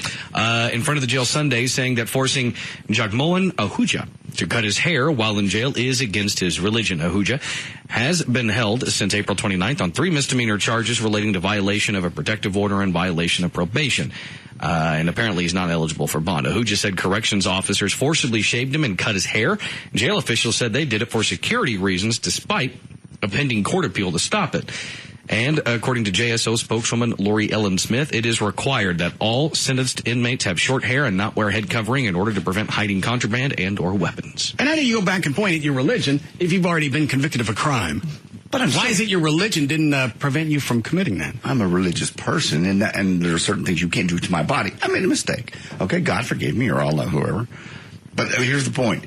You're in jail. You go by their rules. New day. Sorry about your religion. Sorry about whatever else. Sorry what robe you want to wear, or what you don't want your face seen, or what the rings you have to have on your finger. You're in jail. You don't get to go by those rules anymore, your little book or whatever it is. Well, especially if it's a valid security reason, and they're doing everybody. They're not just they didn't just picking out the teak people. No, that's absurd. And the fact that it was even being considered under appeal. You're in jail. You don't make the rules. They're on the wall. Want to read them? God. No hair for you. I'm going to hold you down. They were having fun doing it, though. You don't cut my hair! Really? Look around. Cut it shorter. My God said no! You have long hair. I can also leave. You can't. Watch. Here's the difference between you and me. Mm-hmm. I can come in. I can go out. I can come in. Out. Okay, I get it. You're in. And I guess. Welcome to the Hotel California. Go ahead, Dan. NASCAR, meet the Chevrolet Volt, which General Motors believes will Is that an electric car? Mm-hmm. Nope. Which GM believes will become the first mass-produced plug-in electric car on American roads by late 2010. The latest symbol of GM's new mantra, from gas-friendly to gas-free. The Volt was unveiled to the media last week at Texas Motor Speedway. Nope. Electric cars with their quiet engines turning laps in silence every Sunday on the NASCAR circuit. That's going to go over big. Gentlemen, unplug your engine. I'm surprised Eddie Gossage even let him come out. We're bringing out a brand new car. It's going to be great. NASCAR going green. We're bringing a new car. It's a new NASCAR. Trust us. This is a sport. We don't like green. People like noise. When you're talking about races, you like noise, you like fumes. We like grease, we like oil, we like gas. This is a sport that just went to unleaded gas last year. I want to make it worse. We want them to be really dirty, leaving a big streak around the track. Adds to the mystery with all the smoke. NASCAR doesn't make any sound. A Dallas resident and NASCAR fan, Mike Nichols, said fans would pack up their Budweiser and leave. Other racing enthusiasts were a little more welcoming. Jim Miro, a record-setting Corvette driver and Chevy engineer, said, just as long as it's fast as heck and it's good racing, everything will be okay. Sorry, I don't see this one. All right, I'm a rabid fan, but part of the reason I go out there, I don't miss a race at Texas Motor Speedway, is when they say start your engine and you can feel it go through your bones. In your chest. That's part of being at a race. Well, how lovely would it be when, you get the big celebrity who come up there and say, all right, gentlemen, start your engines, and you can actually hear someone cough on the other side of the speedway. It is started. What are you talking about? Been running for 20 minutes. Or as the drivers drive by, you don't need the headphones to listen in on the chatter anymore. You can actually hear them from their car. And what happens to the pit stops? You got to have somebody run out with a diehard? I don't have any idea how they would do that. Swap batteries out instead. Maybe. No, you just shock the thing with a stun gun a couple of times. Plus, who wants to be the first driver in an electric car? Yeah. Pussy. Pussy. Why don't you call it a pussy car? Who's your sponsor? Pussy boy. Put a big cat on the side of it. Pussy. Yeah, you can't exactly hang those bumper nuts from an electric car. I don't think this one's going to go. This idea. I think for a road car, it'd probably be great, but as far as NASCAR goes, yeah. And I'm surprised there haven't been more people go after NASCAR when oil was well over $100. What are you guys doing? You burning up gas for a sport. It's a sport. We're making a lot of money. You're burning up gas for a sport. Yeah. That's one reason I'm having to pay more at the pump so you guys can play and make millions of dollars. Make millions of dollars. We more than pay. We buy our gas. We pay for it. Get out of here. It doesn't make any difference to me. I'm just surprised there haven't been more. Where are the green people? Oh, I think even they know. I mean, being that you have cars. Yeah, okay, you're right. I blew that one. I'd love to see the Greenpeace Winnebago show up at a NASCAR track. I'm an environmentalist. I'm not. And see these. How badly you want to be part of the environment? Huh? Not that bad. You like flowers? No. Well, I love flowers. Maybe you could live with some. God. Yeah, me and these 500,000 people, we're not. We don't care about the environment. That's why we're NASCAR fans. We burn gas, we blow crap in the air. Yeah. Don't bring an electric car out here, and don't point fingers at me. It's the future of our country. We're worried about it. How about we need all. Your future is as a soil additive. How about that? Why don't we just make you green? Yeah, you see those cars out there? The one with Shell, Mobil. Yeah. See, they like us to use gas. They really kind of dig us. We've always believed in gasoline. Can you just imagine sitting around the Greenpeace meeting when they hand out their assignments of where people have to go? It's like, Timmy, you get to go to NASCAR. Oh, no. Screw this killer whale. I'm an idiot for even asking. How come no protest? Yeah. You better make sure the season's over. Great. You go up to some guy who's doing a barbecue on the backside of his truck. I blow smoke in the air. That's what I do. I like smoke. I like meat. I like cows. I love to smell cow farts. I don't care what it does to the ozone, and we burn gas. Try tofu. Tofu is much healthier for you. Tofu's fags. No, it's not. It's a vegetable burger. It's you look like delicious. a fag, and that's probably something you eat. Of course we always eat vegetable burgers. Your grunt come out rubbery from all the tofu? No, it's very normal. It's very healthy for you. Would you like to try some? What'd you say? That would be the end of it. All right, go ahead. All right. There's a new online cookbook from a chef named Jubomir Erovich that has nothing but testicle recipes. Why does he cook balls? Because there are some people in this world that tend to enjoy them. Trey's had them, right? Yeah. Trey likes his. And you'd eat them again? Yeah. Well, now you do I need to point out that they're animal balls, or you just want to leave that as a mystery? No, bull balls. And that's a big deal down. Yeah, I mean, it goes back to the cattle ranch. I mean, it was a big day when you would basically neuter all the bulls, and so they decided they were going to try and cut their losses and sell the balls. No, it was like technically it's still beef. Yeah, it is 100% beef. It was a big festival. I mean, you went, they. Well, first of all, why is it a festival? Cutting balls off of bulls. Because it was just a day on the ranch. Like once a year, you did it, and then you didn't somewhere along the way they said you didn't get hurt. Yeah. Somewhere along the way, they had a big bucket of them and said, "Why don't we fry them bitches up?" How hungry are you, Billy Bob? Sit the hell down. Why don't you eat the rest of the bull? Why is it of all parts you got to look at his balls? Billy Bob's queer. Well, it's actually right if you think about it, because if you're having the big festival around the castration and you eat those, that's the first part of the cow you're eating. Why are they castrating the bulls? Because you can only have so many bulls per cows. Why? Because you don't want a bunch of bulls, and they'll fight, they'll kill each other, and you only want the best of the bulls to be breeding. Why'd you get too many bulls? Well, you can't control if a cow is born a male or a female. I mean, that's just luck of the draw. Sell them. We'll cut their balls off. Well, if they're not good breeding stock, you want to cut their balls off and fatten them up and then send them to slaughter. And then they eat their balls. Yeah. Not only am I going to cut these off, I'm going to eat them in front of you. Man, if I had my horns, I'd be sorry son of a gun. You're lucky you got my balls, because now I really don't have the desire to get you. What a weird, vicious circle. I knew the other hoof was going to drop sooner or later. I got to screw all these cows nonstop, and then you come get my business. And I don't really care. Doesn't really make any difference to me. You got any macrame? Needle point. Sure. Look at the sunset. Is that real or is that an illusion?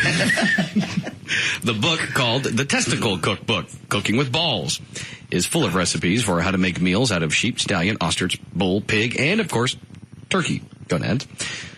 You might be thinking, what are some of the recipes? Well, turkeys have gonads?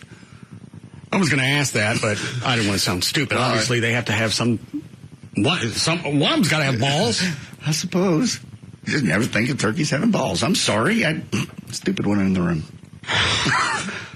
Turkey balls. Think they're all androgynous? No, I just never thought of it. You just never see it. You never see it. Well, you're right. It's not very often someone picks up a turkey and turns it over to see if it's male or female. So they got penises. Turkey penises.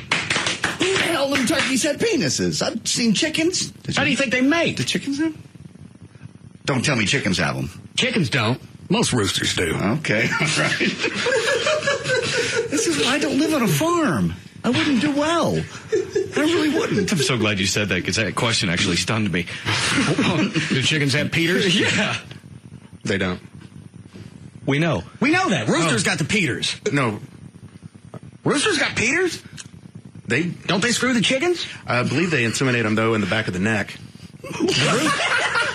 They just beak them? They hop up on the back of their head and screw them in the neck? Stupid now, mister.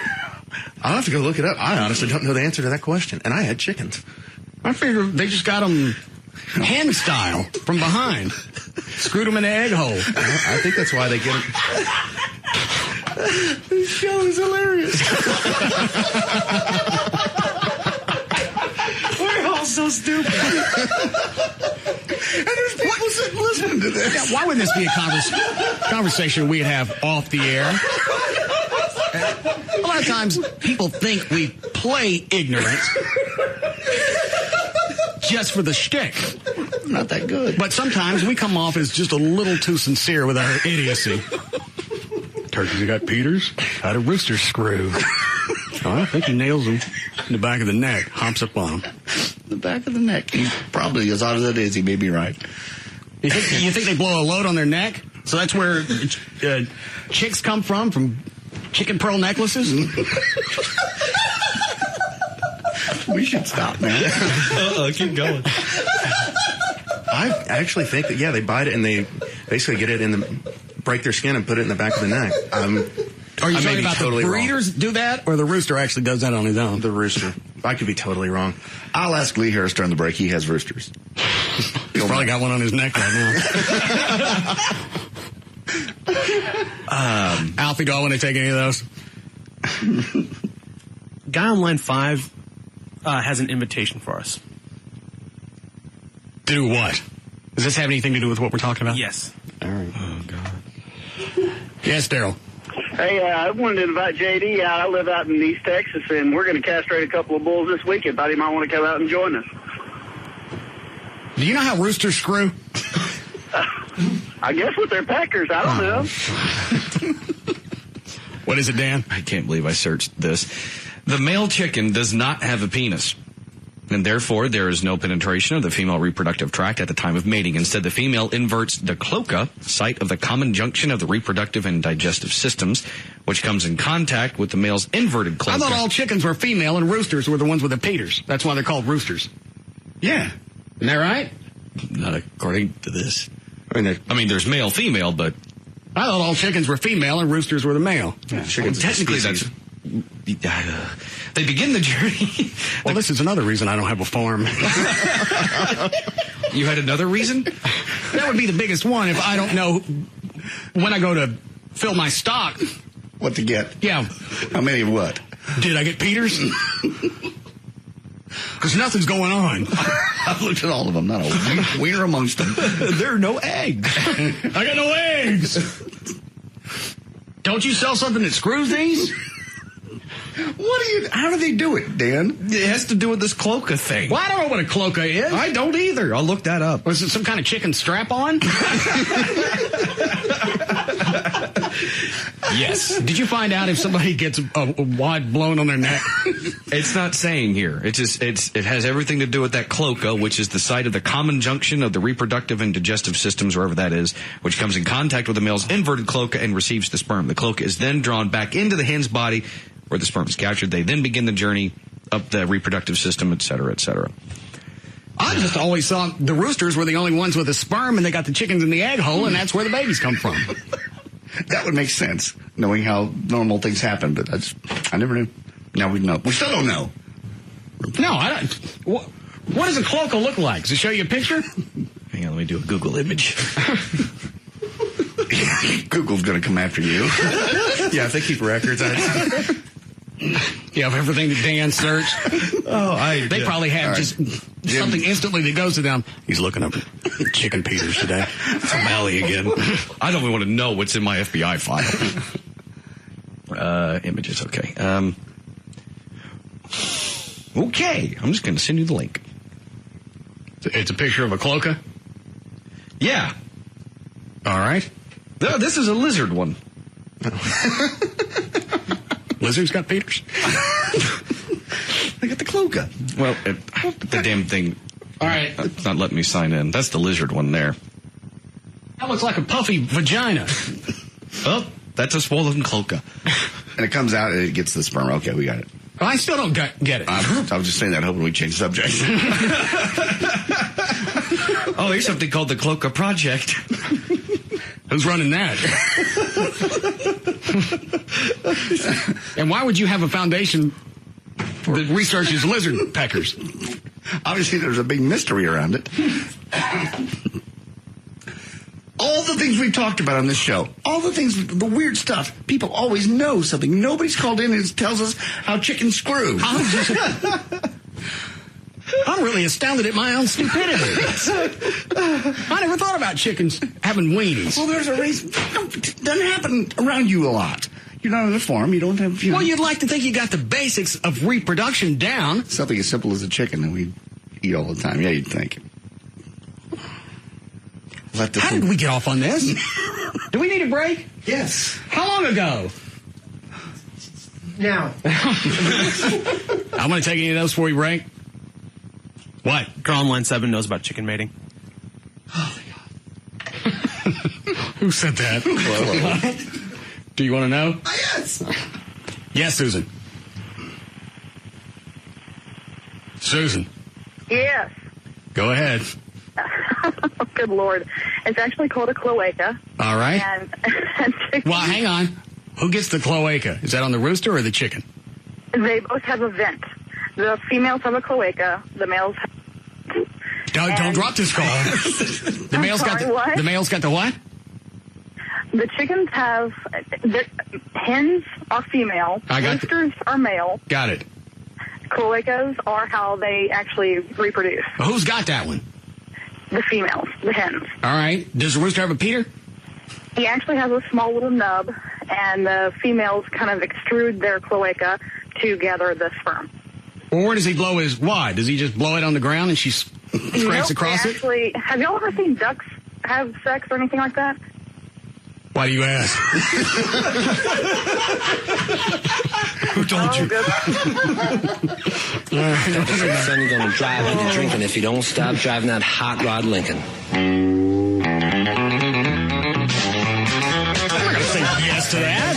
We'll be back to the Russ Martin Show.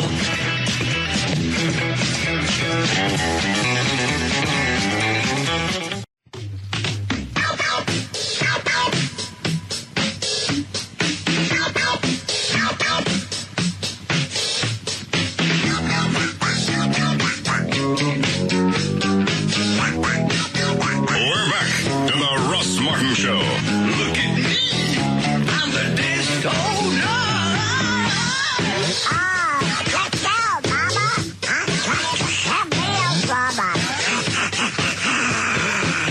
Call Russ now at 214-787-1553.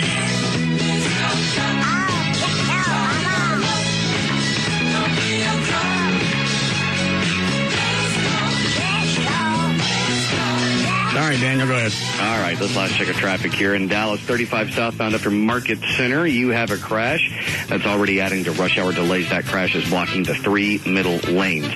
Also, Dallas I-20 westbound at Bonneview Road. The 2 right lanes are closed due to a crash there, and that has everyone backed up to I-45. In Richardson, 75 southbound at Beltline, there's an accident blocking the right lane. Everyone's piling up to Campbell, and that could get worse, obviously.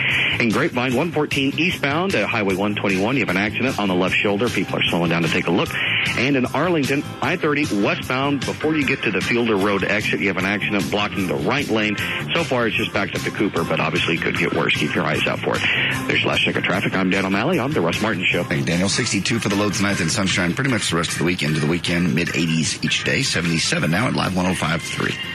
Who was it that did the buffet story, the study, the overeating? It was a college, but I can't remember who it was. But they watched the eating patterns of fat people at buffets. They said fat people sit closer to the buffet, and I think they face it. They always face the buffet and they sit closer. They studied this? Mm-hmm. I believe so. Like 111 different buffets they sat in and watched. They said the people were of normal weight sat further away from the trough. The trough. And I believe the fat people ate more with gusto. Yeah, they did actually. They seemed to be more ravenous. Ravenous. That's the word. They were more ravenous. Why? And what purpose does? It doesn't. Most of them don't. Did you find it, Dan? No, not yet. The fact that somebody just got paid to do that. What's the difference? Yeah. What do you care? It's like, but who goes to? Am I gonna lose weight if I sit further away? No. What even I'm at an all-you-can-eat buffet for a reason. Unless you're at like you're at a resort or on a ship. The only 2 times I can even comprehend going to a buffet these days. Old days, loved the ponchos. Good. When dining at Chinese buffets, overweight individuals serve themselves and eat differently than people of normal weight, according to researchers at Cornell. Brian Wenink said that obese people sit closer to the food, generally face it, and even chew less. He's the lead author of the study and wrote the book Mindless Eating, Why We Eat More Than We Think. For research, 213 diners were observed at 11 all-you-can-eat restaurants around the country. A news release said that 27% of normal weight people faced the buffet compared to 42% for those who were obese. The obese people also sat an average of 16 feet closer to the food. Wenink also said that 1/3 of obese people browsed before choosing food, but 71% of normal weight people did. That was the night it was Tuesday nights when I worked at Pizza Inn. Yeah? That was buffet night. Oh, yeah, Tuesdays, I remember. That was the night nobody wanted to work. And you would think it would be easier because you're not really filling orders. You're just making a variety of pizzas and sticking them out there. Shoving food out. Why would that be harder? And I think the buffet would start at 6, 7, and they'd already start to congregate out front. It's a big night, probably. They wouldn't make several trips to the thing. They'd make few really big Halls. Well, if you see what you like and you don't want somebody else to get it, so you pile. Well, they know that more's coming out. No, not when you're fat. You don't. This may be the end of it. You don't trust any. Plus, if it's something, I've done that before to pizza. If it's something I like jalapenos on it or something or other, I'll grab 3 slices versus 1 because I know when I come back, it may not be there. And that's their habit. You're right. They try the angle of we get 1 plate, and all of us feed off of that one. Now it's I think back then it was like $2.99 per person. They really tried that? Yeah. Oh, that's idiotic.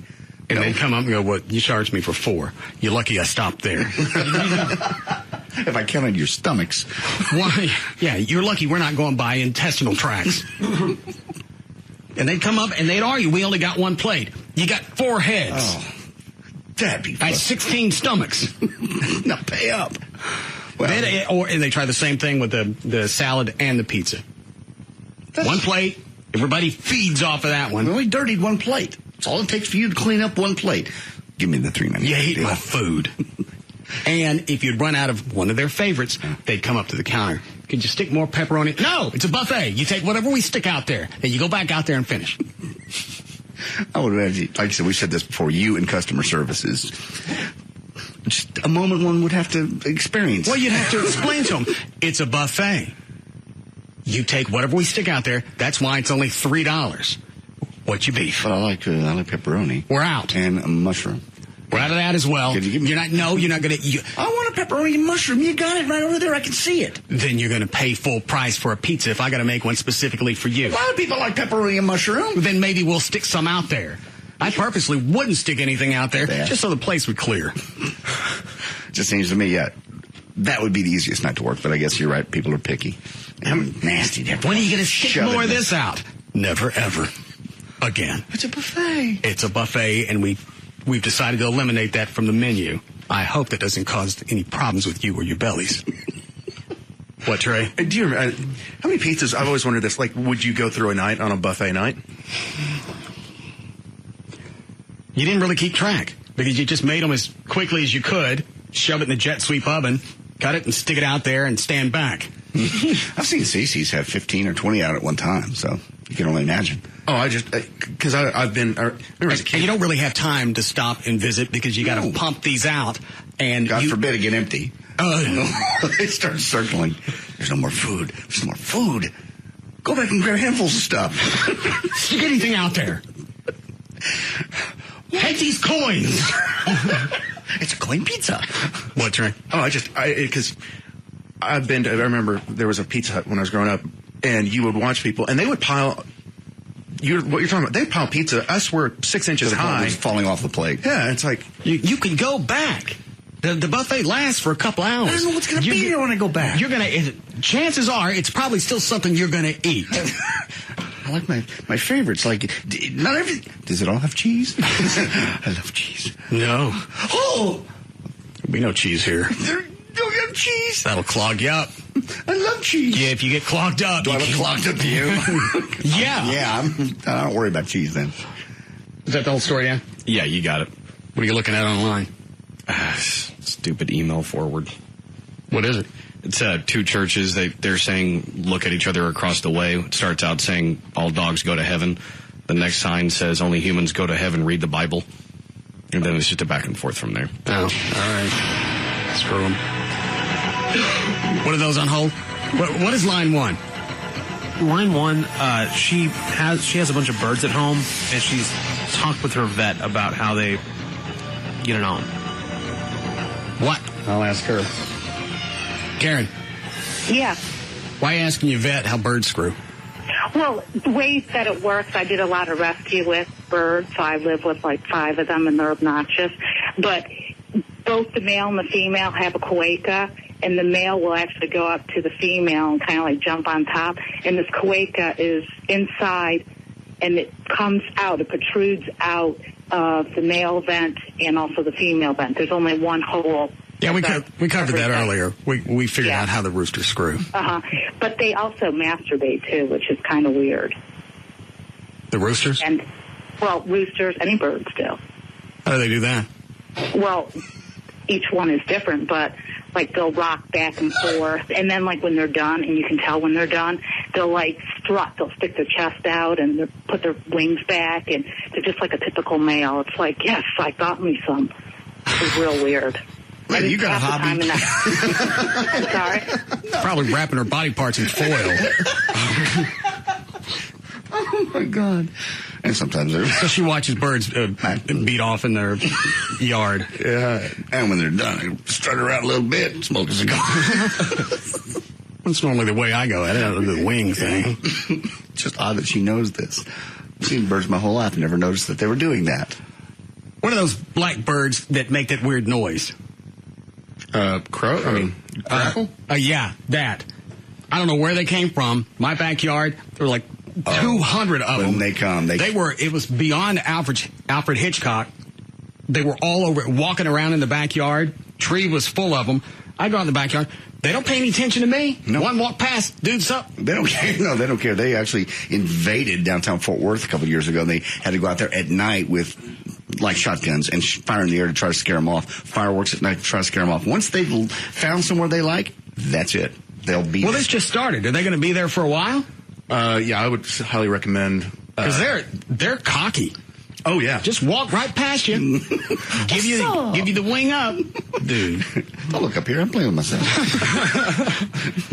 Rude. Can Grackle get some privacy?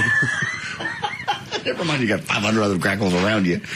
Oh, in fact, there was a story about a city that's having the same thing Fort Worth had. So just an invasion of because this just started the last few days, and if these things are going to be in my backyard beating off, I don't want them there. Oh, I would highly recommend because they crap. Recommend what? Going into like Home Depot and getting like the owls and other stuff you can put around that sometimes will scare them off. I don't know. They'll probably be in the backyard screwing the owl. That's what I would like think. a my own blow up. Fresh meat. Well, you're right, because if it's willing to just walk by you, just so nonchalantly, what the hell is a fake owl going to do to that thing? Obviously, I might have to go out there with a skillet and knock a couple of them dead just to show all of them I ain't jacking around. But yeah, when they come in, they took over downtown Fort Worth. Man, you couldn't go to the water gardens and some of the trees downtown. You could not walk underneath because you get crapped on. It's bad, and they're loud, and they everywhere do their business. And they have. You're going to have to get rid of them. I don't know how you do it. I know downtown Fort Worth tried for almost 2 years to get rid of them. I don't know what they did other than making the noise. I'll go out there and I'll make one of them the example. Get a pellet gun. I'm not going to shoot birds. Grackles are like pigeons, really. I'm still not going to shoot an animal. I don't mind swatting it with a frying pan. Just for the noise. And it's not hard to get close to one of them. No, they're not afraid of people. It's like armadillos. You can get right up to them. They don't care. All right. Sorry to go off on a tear. Go ahead, Dan. The city of Louisville will continue to translate documents in Spanish. In a vote Tuesday night, city council members rejected a motion to make English the city's official language. Mayor Gene Carey said he didn't want to turn Louisville into another farmer's branch. That Dallas suburb had passed regulations requiring renters to obtain an occupancy license as a way to certify that they are legal citizens. A federal judge issued a restraining order against that rental ordinance last month. Yes, the Dallas Cowboys won again, but they're not winning convincingly enough. They're lacking leadership. If things don't change, they'll be ripe for another postseason flop. That's what, the detractors are saying. Well, I mentioned that earlier, that all you need is one, maybe two bad games, or a game where you didn't win by an overwhelming amount.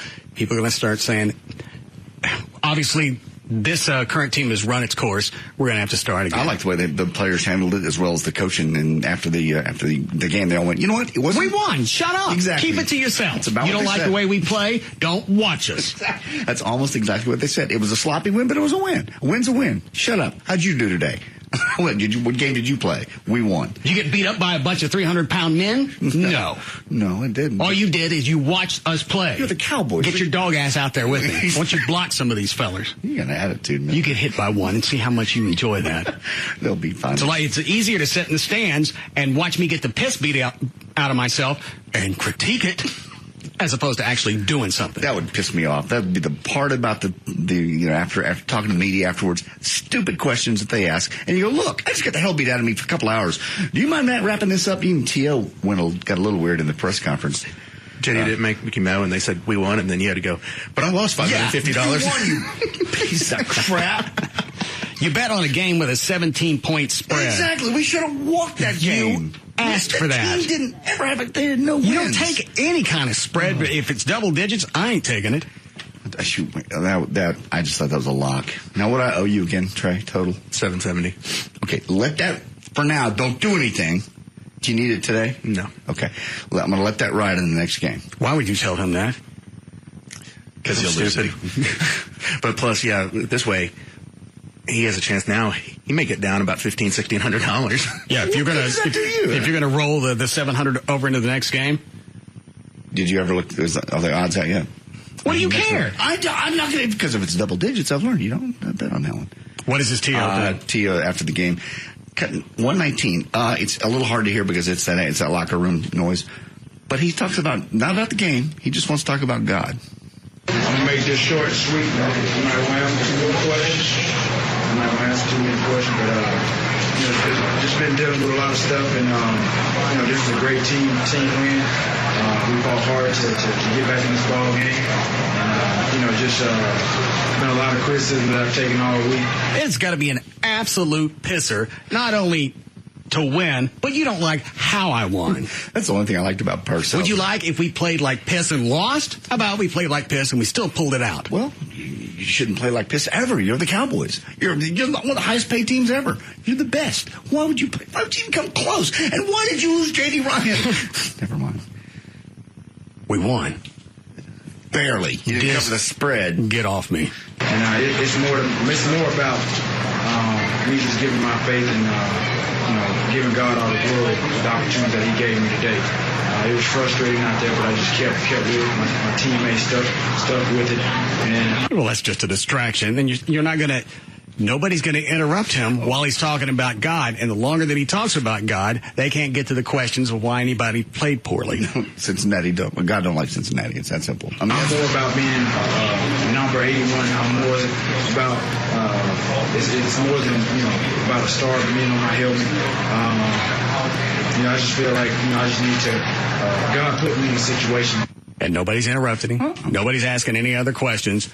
Because you don't want to look like the dildo who breaks him mid-stride and asks about something else. You hear me talking about God. Yeah, we don't really care about the God. We want to talk about the football game.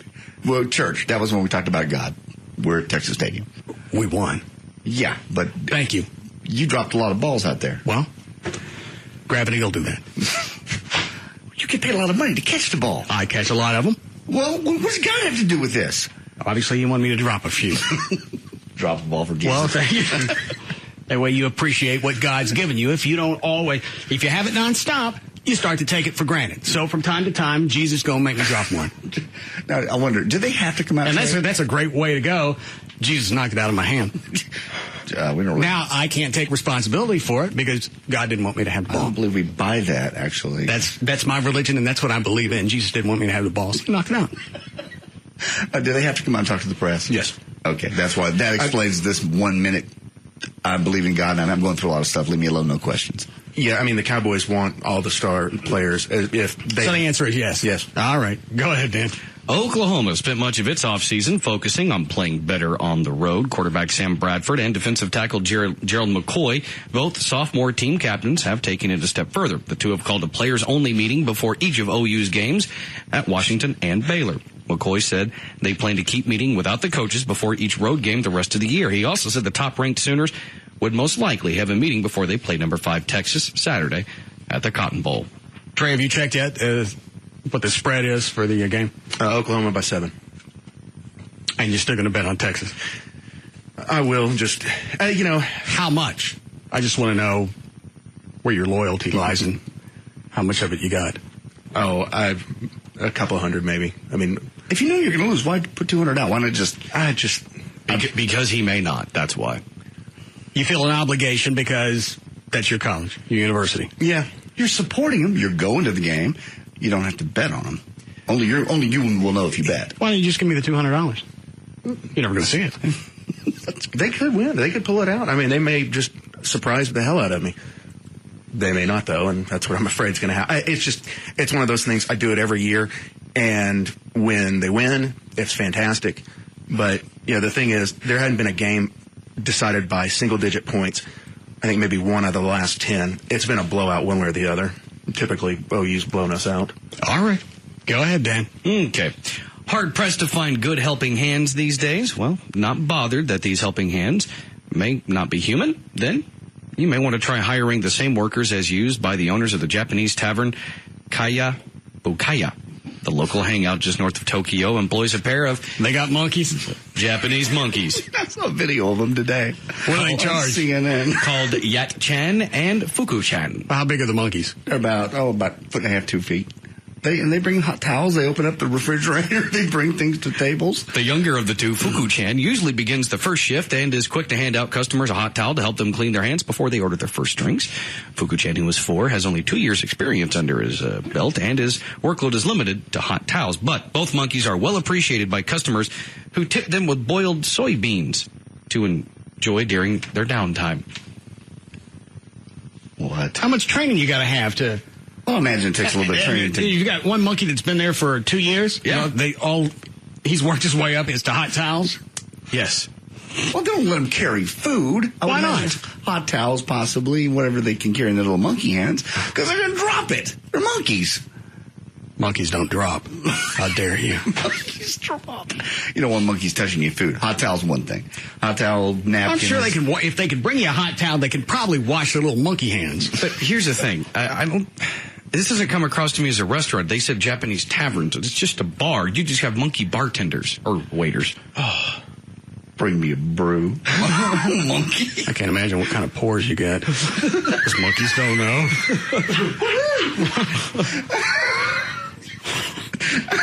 I'm just supposed to fill it up. I'm trying to get the shift leader. I'm doing something. And more soybeans for my tips. What? You saw the monkeys on CNN? Yeah, I'm sorry. What are you laughing at? I just flashback to when you said to pay retarded kids in Funyuns.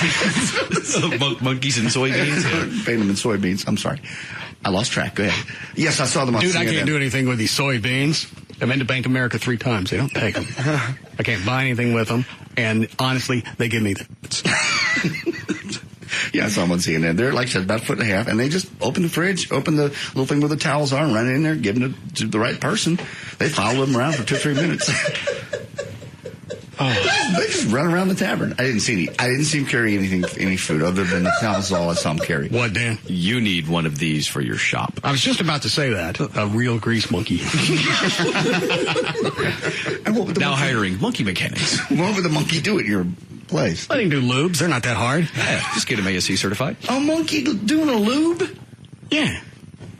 Lube techs don't make that much anyway. I think $8, $10 an hour. The monkey should be able to do that. All you do, tell them where the drain plug is, drain the oil out, clean off the filter, let her go. And you could charge people to watch. Oh, now that is true. I would definitely come to watch a monkey change my oil. Oh. God, if there was a monkey bar, that place would have a line out just for miles. You mean like a liquor bar or a topless bar? Ooh.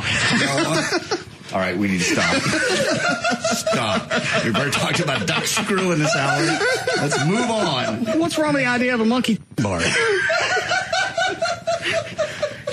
They already know how to climb the pole. They can work that pole. Had to go there. I'd pay a little extra for a lap dance. From a monkey. Yeah. They don't have breasts. Yes, they do. Say, I mean, not big ones that you care about seeing. Well, go and get them implants. Exactly. Good enough for humans, good enough for monkeys. Just wondered how far we were going to take this. Now I know. A little monkey in a G-string shaking her ass. Stop! Covered in glitter. Little pasties over their monkey nipples. And don't forget the heel. Lipstick, I know.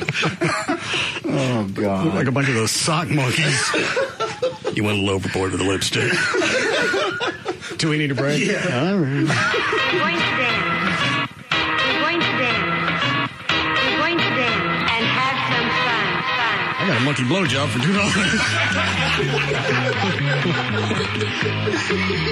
We'll be back to the Russ Martin Show.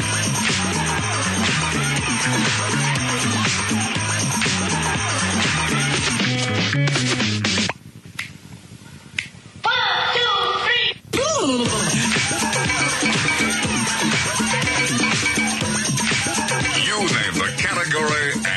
Show is on tap. The Russ Martin Show. CBS presents this program in color. Yeah! We're back to the Russ Martin Show.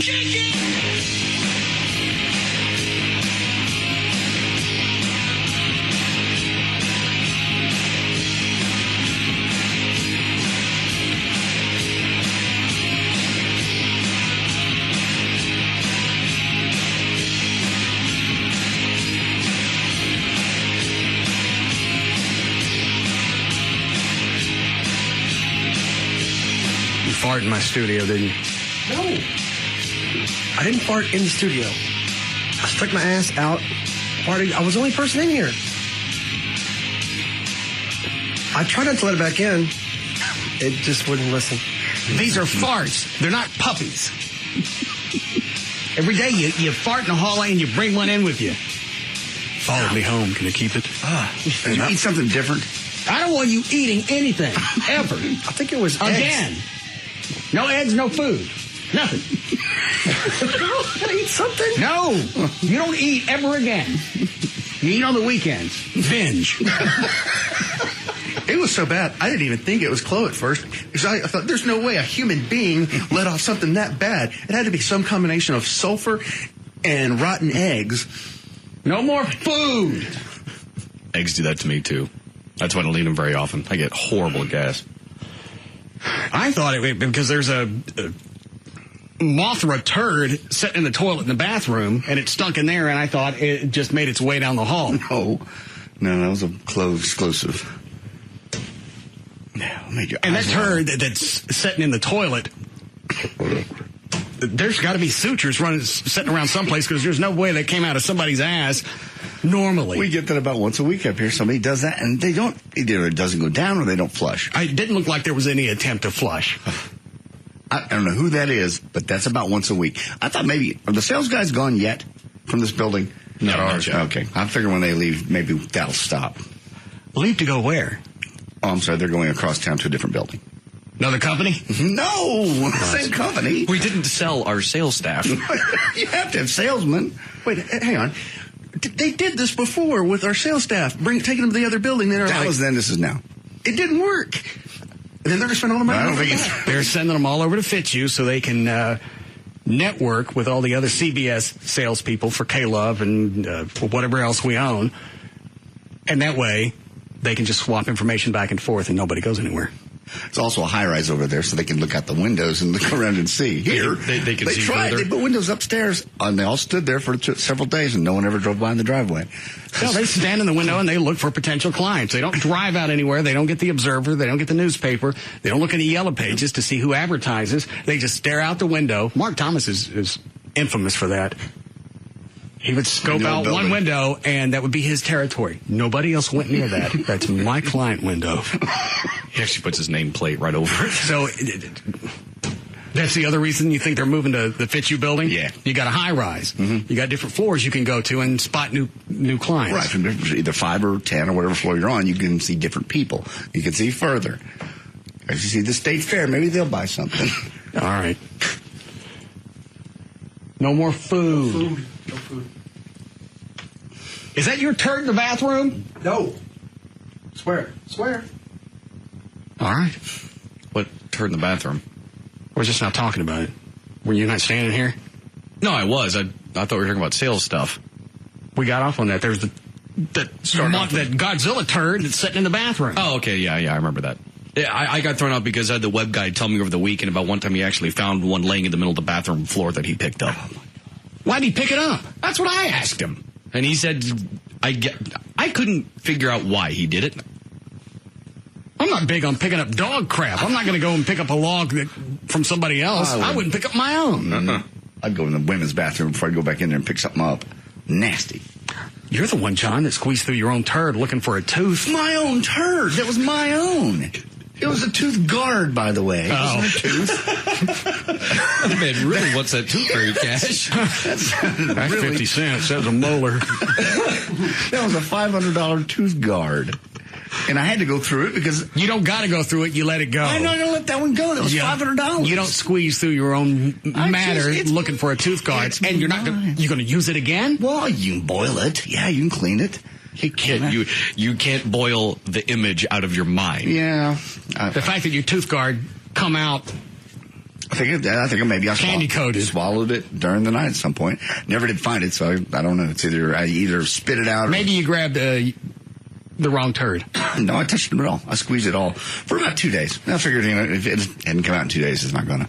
So you just as it's going, you just reach around and just squeeze. No, you don't hold it in your hand. You're thinking you lose the $500 and you let that just rest. You just take the fingers. Don't touch it. You just gotta squeeze it. Yeah, okay. No, there'll be no technique on looking for teeth in your grunt. Tooth guard.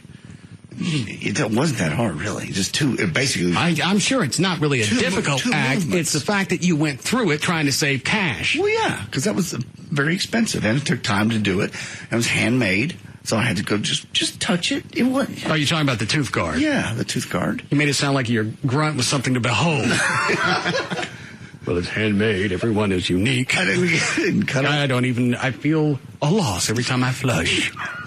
You just touched it. They're like snowflakes, only made out of grunt. It's about the size of a dice. Grunt flakes. Die, whatever.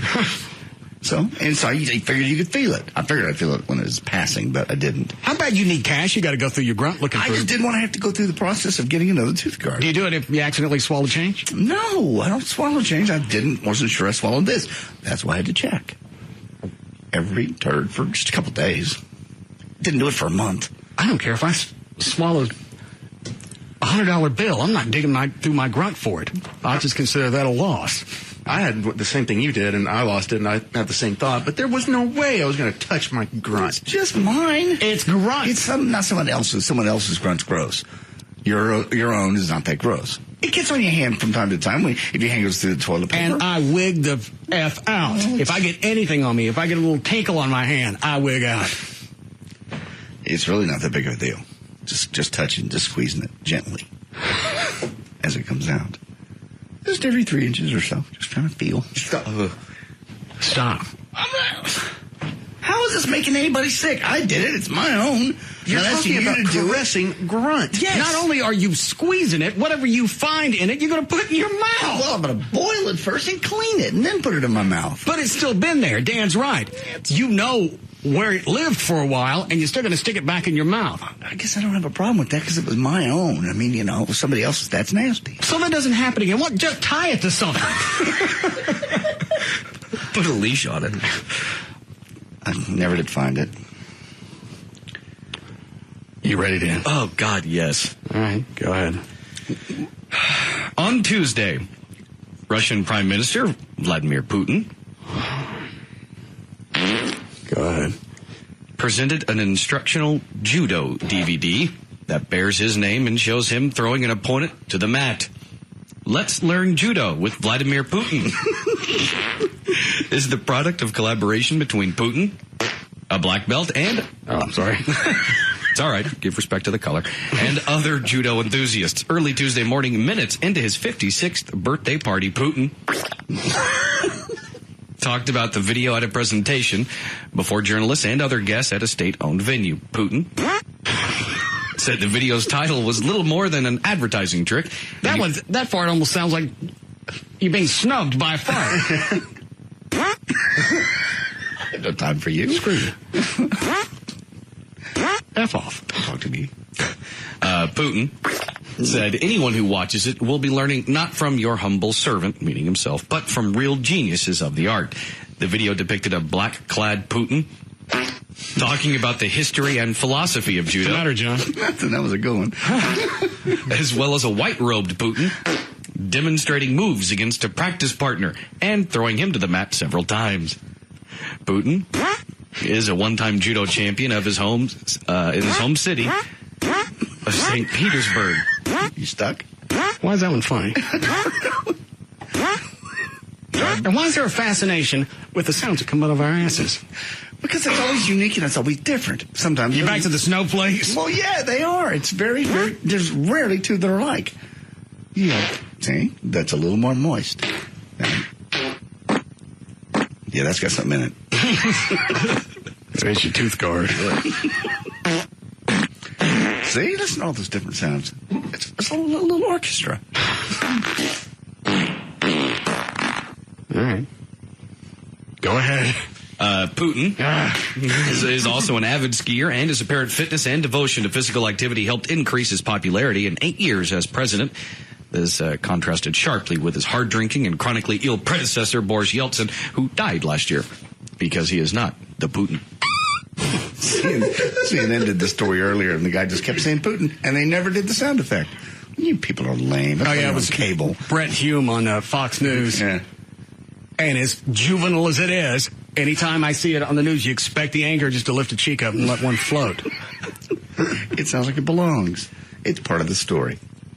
Brett Hume seemed overly bored with it. In fact, he seems overly bored with consciousness. Everything. See the one that kind of sounds like Brokaw?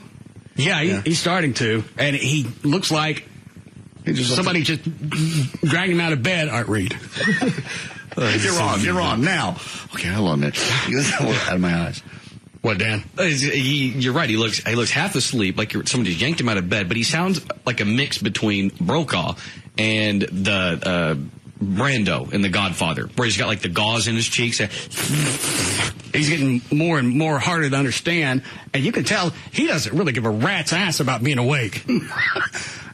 Again, it's funny. They do research on those guys, and television people. Yeah, you'd like to have one that's awake. How does that pass? I don't know. Well, he's on cable. I think he was an ABC correspondent for a while. Yeah. And plus, a lot of times, I think most of us, when you're looking at a news person or an anchor or reporter, I want my news reporter to be alert. Well, that'd be nice, but a lot of times I think we equate an older person with credibility, because he's been around more and knows what he's doing. I guess that's why they kept Tom Brokaw so long, even after he kind of got worse and worse and worse as far as pronunciation. At least Brokaw looked like he was awake. He was awake. He was there. He just couldn't talk. I think Brett Hume looks like a sleepy hound. You're right. He's like a basset hound on Fox News. The director was in the background going, come on. Hey, come on, boy. Go outside. You can do it. What, Trey? I think for some reason it lends them more credibility if they are very deadpan and serious, which he's got down. Well, you can do deadpan and you can do serious, but there's also a lot to be said about a consciousness. Yeah, you can do all that while still looking alert. Yeah, because like you care about what you're reading. Yeah, or if God forbid some sort of news broke right in front of your face, we would know it. Well, you can't tell with him. No. World coming to an end. Well, yes, nuclear bombs coming at us. Don't care about that. I see that Serta has a new mattress coming out. Pillow top. I believe I'll go try one out. Memory foam. And if they'll start letting me read the news from my bed. I'll prop up. One of those adjustable beds. All right, go ahead, Dan. All right. A 44-year-old doctor in Stockholm is to have his license revoked after performing oral sex on a male patient. Was this a male doctor? Yeah. Why'd he blow his patient? Let me read the story. Although the physician was recently cleared of any criminal wrongdoing. Well, was the patient aware this was going on? Yes. His career appears to be in serious doubt after the National Board of Health and Welfare announced it was planning to strike him off the register of accredited physicians. The newspaper reports that the patient... Just because he blew one of his patients? A young man developed an erection while being examined for kidney problems. Interpreting his patient's bodily state as an invitation of sorts, the doctor performed on the young man. The patient immediately regretted what had happened and received assistance from staff after he emerged from the doctor's treatment room at a busy clinic in October last year, still wearing his white coat. Well, how was his kidney? All of this stemmed from getting your kidney massage. Well, I guess the patient felt a little bit better. He didn't stop the doctor while it was happening. What? That's what he says. He said he felt bad afterwards. It's like, I guess he got caught up in the... I'm not defending this kid. You got toxins in your kidney. I believe I have to suck that Out of the kidney directly? You have a straw or something you put in? Or no. Okay. That's not quite as effective. Well, the syringe. You put a syringe in there and get it out of toxins. Mm-hmm. How do they come out of the kidney? How do you get in there? Back up about a foot, I'll show you. It's new groundbreaking medicine we were working on in my clinic. Did the kids, how old was the guy? 22? Actually, I don't think it gave the age. How do you get an erection by getting? How were they checking his kidney? Were they fingering his ass? They probably just had him one of those gowns. It doesn't really say, but they probably had him one of those gowns, and they were just checking his kidney and poking around, and he got an erection, and the doctor went, okay. Well, don't want to be rude. And then afterwards, immediately... I don't want word of mouth getting out, but I'm letting these people go unsatisfied. I just think it's funny. The kid waited until he had completed to complain. Maybe he did a bad job. No, possibly not. Kind of hard to screw that up. Yeah, I was going to say, especially if you had that moment. What is it, Club? How do you know how you What? How do you know how What? bad screw? Never mind. We were so close to getting through a show without being gay. We didn't say we wanted to do it. You ask how do you screw it up. How would you know how to screw it up or not? I've dated chicks before that gave me those. I remember what those are like. Okay. They didn't screw it up. Ain't hard to do. And if they screw it up, that's why they got ears. You're not done. Trust me. How about something manly before we go? Absolutely. Here we go. And I don't want two men sucking each other. That last one was manly. I'll put that story aside. A Montrose, Colorado man is hospitalized in critical condition after a propane heater in his rental home exploded. His neighbor, Les Cook, told the Montrose Daily Press, "I couldn't believe it. I thought he was a goner." Louis Wilson, who was 76, was taken to a hospital. And Cook said the smell of propane was so strong at the home Tuesday morning that he felt woozy. So he tried to shut off. I need a stimulant. Let's see. I don't have any coffee. No. Not a Coke. We don't have any Coca-Cola. But a nice cool. Is that what he did? Yeah.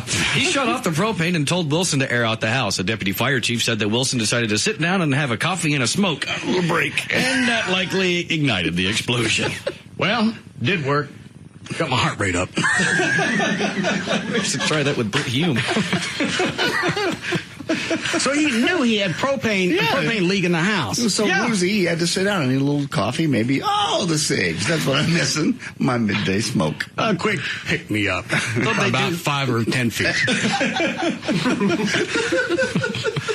was going to say, coffee and cigarettes do go well together, so it's probably just out of habit for him. Not in a propane den. I'm not saying that's what he should have done. He obviously thought the coast was clean. Anything else before we go? We were on a roll for a while. The show just crapped the bed right there at the end.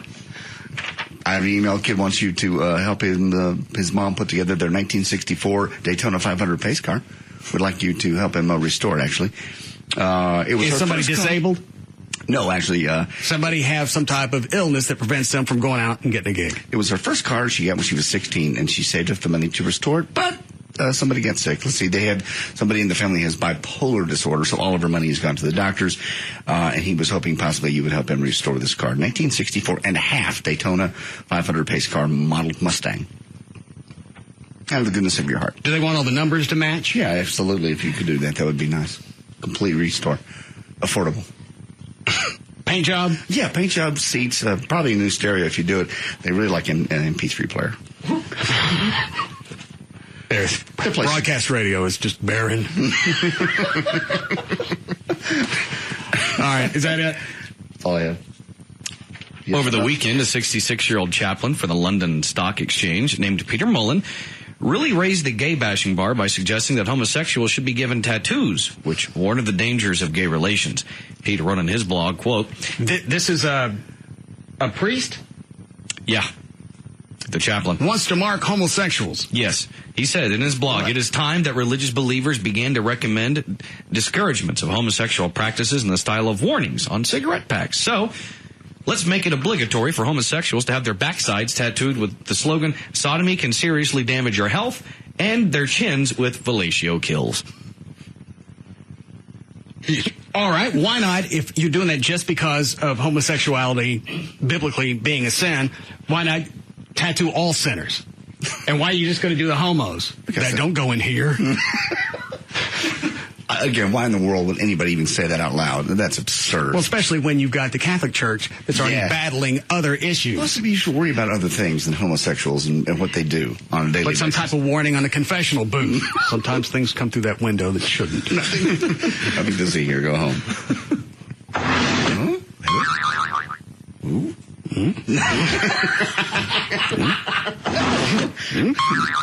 Put that away. No, I don't want. No. All right, go to hell. I gave you a shot. Damn. Last chance. Kiss of Jesus. Go to hell. No, I don't want to kiss the Jesus. All right, fine. Live in fuego. For more information on the Russ Martin Show, including pictures, videos, and so much more, just go to russmartin.com. To answer any questions you may have about the show, go to russmartin.info. To email the show, and during the show only, send that to studio@russmartin.com. Other show websites, johndavidryan.com, danO'Malley.com, djclo.net, treytrenholm.com, and for Chuck the Band Manager, chuckwheat.com. Russ gets his guitars and band equipment from the Guitar Center, their website, guitarcenter.com. The official liquor store of the show is Majestic Fine Wine and Spirits, their website, majesticliquors.com. The official airline of the Russ Martin Show is Southwest Airlines, their website, southwest.com. And the official site for Live 105.3 is live1053.com. All right, see you guys tomorrow. See you.